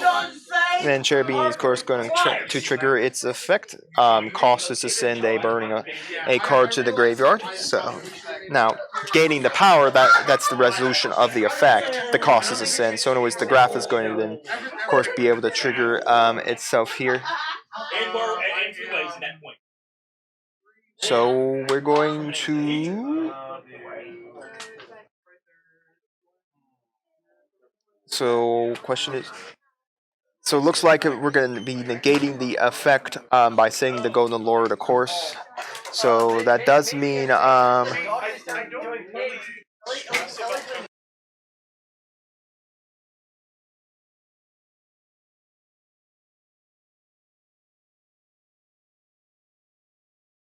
effect. Okay. All right. So it looks like Graph actually hit the Graph. I thought they were going for the Cherubini, but oh well. But anyways, that's gonna begin the Torrent scale here. Again, he got Silent Boots to get it back. So I thought it was I thought he was negating the Cherubini, not the Graph effect. So now we're gonna emergency teleport. Still very strong card. Still very strong card. And then that's going to make the Psychic Wheeler come on out, and that gives him now 2/3s. It looks like we have a Gozen match. So that's going to remove that. Now he is once again stuck to the dark types. Not impossible for it. Silent Boots coming down, and of course special summon.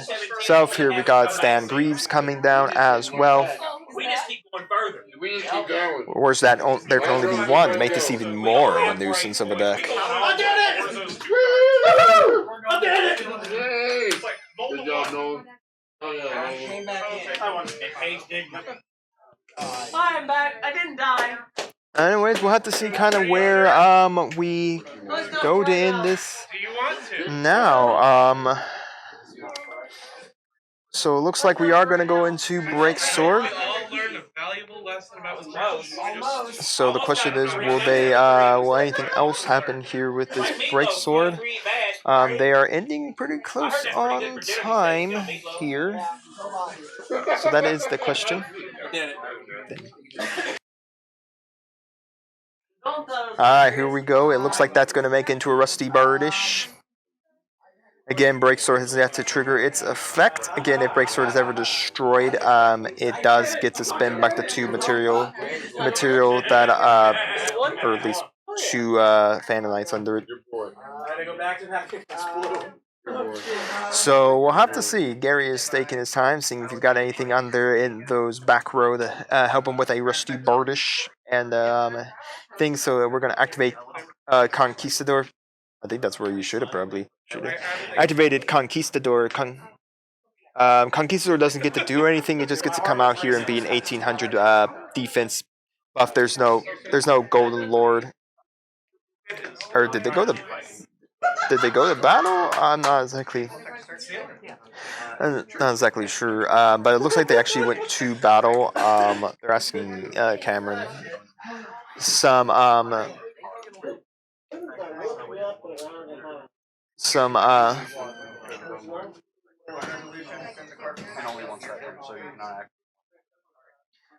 it looks like there was a question about acting another Conquistador, but no, the Conquistadors are all one. Halqueros and Conquistadors are hard once per turn effects. Now, I probably won't announce anything. I'll probably try to, I don't know. We're about to, end in stuff, so I'll probably let Paul do all the announcing. I'll probably move the laptop over there, get quick announcements and all that once we, get done here. It looks like we went through all the battles. I'm surprised that okay, so Break Sword is triggering here to go for pop effects as well. So it looks like he's going to go for the one Gary's holding. So it looks like the Judgment is going to Judgment off the Break Sword. The Break Sword can't trigger its effect. Oh, so it just got popped. Okay. Alright, so the Break Sword did pop off. Alright. So that goes Raiders Knight into Raiders Knight to go, and then that's going to upgrade itself into Dark Requiem. Into Dark Requiem and all of that fun. So anyway, Dark Requiem, and then we'll get buffed, and then yes, that actually is kind of funny, right?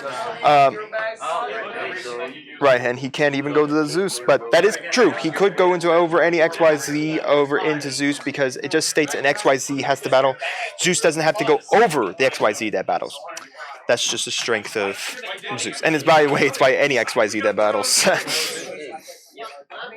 It's the strangeness and the aspect of Zeus has always been an odd one. I will say that much. Here,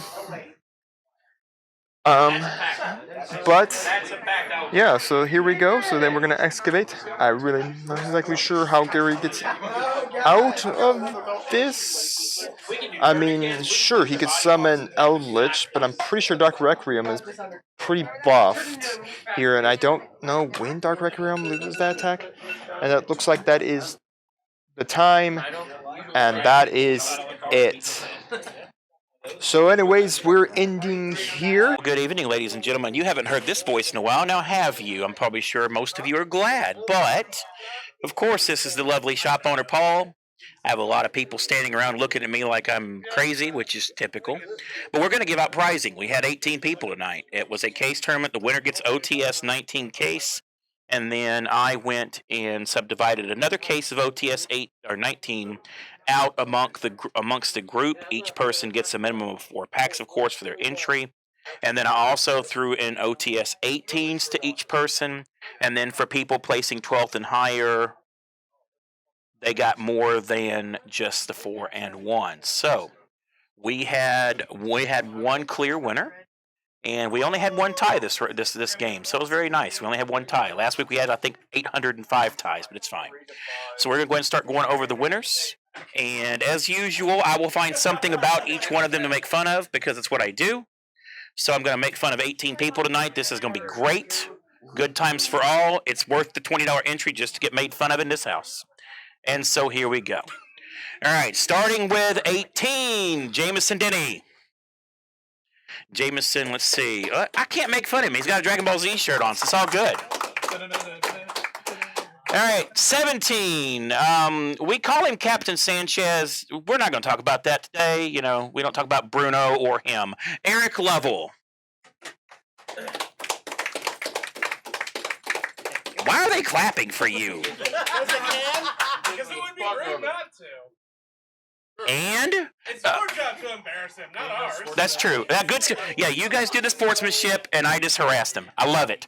16th, Kathy Denny. You can clap, okay? I don't pick on women when they come on stream. I'm just saying I don't pick on the women. I just save it all for the guys. Sure, I can. No, equal rights, equal fights. I believe that you save it for the guys. And in 15th place, he raises chickens. I'm about to say he grows chickens. Well, I guess you do that too. Josh. And 14th, let's see. He wears a green shirt. There's 2 of those, but it's Andrew.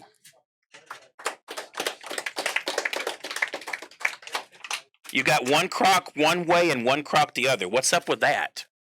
Are you like half go, half stop? No, one of them is broken. That makes all the sense in the world. See, there you go. So now I'm supposed to feel bad. Well, you know how it goes. And in 13th place, I mean, his last name says it all, Dalton Flatter. I mean, I'm not going to look at his butt and see if it's any flatter or not, so there you go. In 12th, I can't make fun of him either because I think he broke his arm, wrist, jaw, skull, foot, ankle, but he still made it. Sean Richards. How you doing, Crip? Told you I was gonna make fun of you. There you go. He's still alive. He hasn't bled out yet. At least I don't think. Give it time. Give it time. Give it time. We got Mitchell here on point just in case. In 11th, his wife let him come out today. The warden released him for a short visit with us. It's good to see him again. The child hasn't killed him either. Gary Phillips.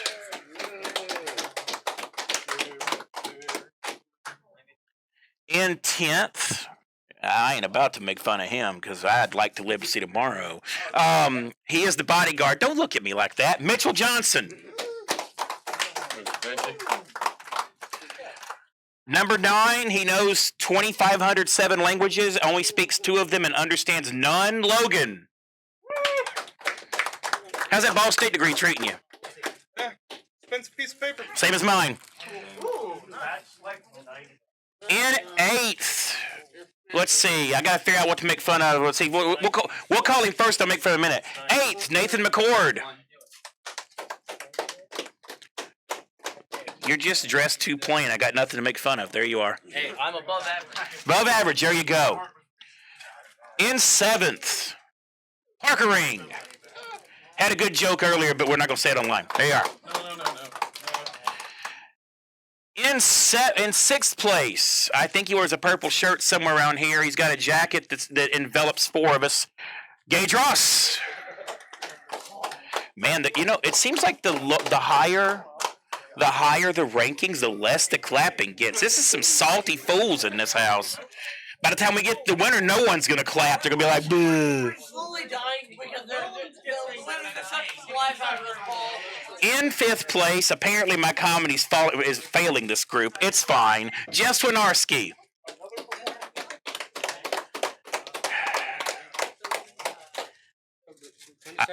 I got nothing this time. You're not wearing your usual clothes. You just got a green shirt on. So, in 4th, now we got a bunch of stacks of packs coming out now. So, in 4th, he died. Like, he hadn't been here in 17 and a half years, and he finally came back. And had it not been for the tie, he probably would have been higher than 4th. But Sam Alvarado. I don't know how we got third. In 3rd, his wife let him out of the house for a little while. We got a lot of people under the advice of a warden lately, but that's okay. Trenton Smith. Thanks, sir. In 2nd place, the man who helps me find good stuff. I got nothing to pick on you for, so it's Zen. And the winner of this nice fine box, it took him 2,022 plus or minus 3 years to make his father proud. And we're still putting you back up on the cross. Jesus Christ, Nolan Hall.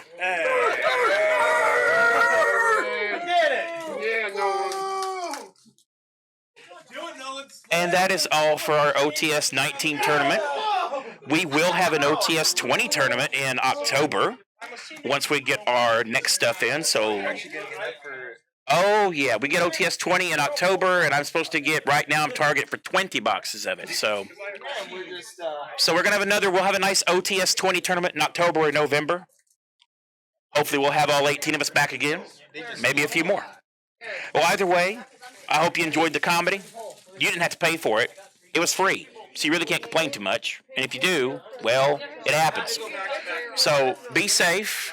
Make good decisions. If you don't make good decisions, come to my shop. We'll help you make bad decisions.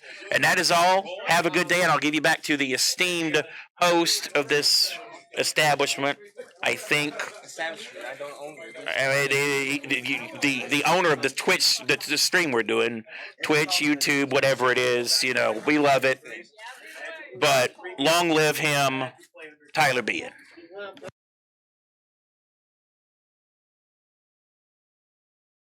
Thank you, Paul. Thank you very much for all of that. Well, I hope you all enjoyed. Take a moment, reflect on Yu-Gi-Oh! Yourself, how it's changed your life. Think about how Kazuki Takahashi changed your life, especially with the card game of Yu-Gi-Oh! And yeah. I hope he rests in peace and all that. And with that, I say good night good day. I have a deck list to give for our first place winner, and we'll see you here next time on P2 Plays.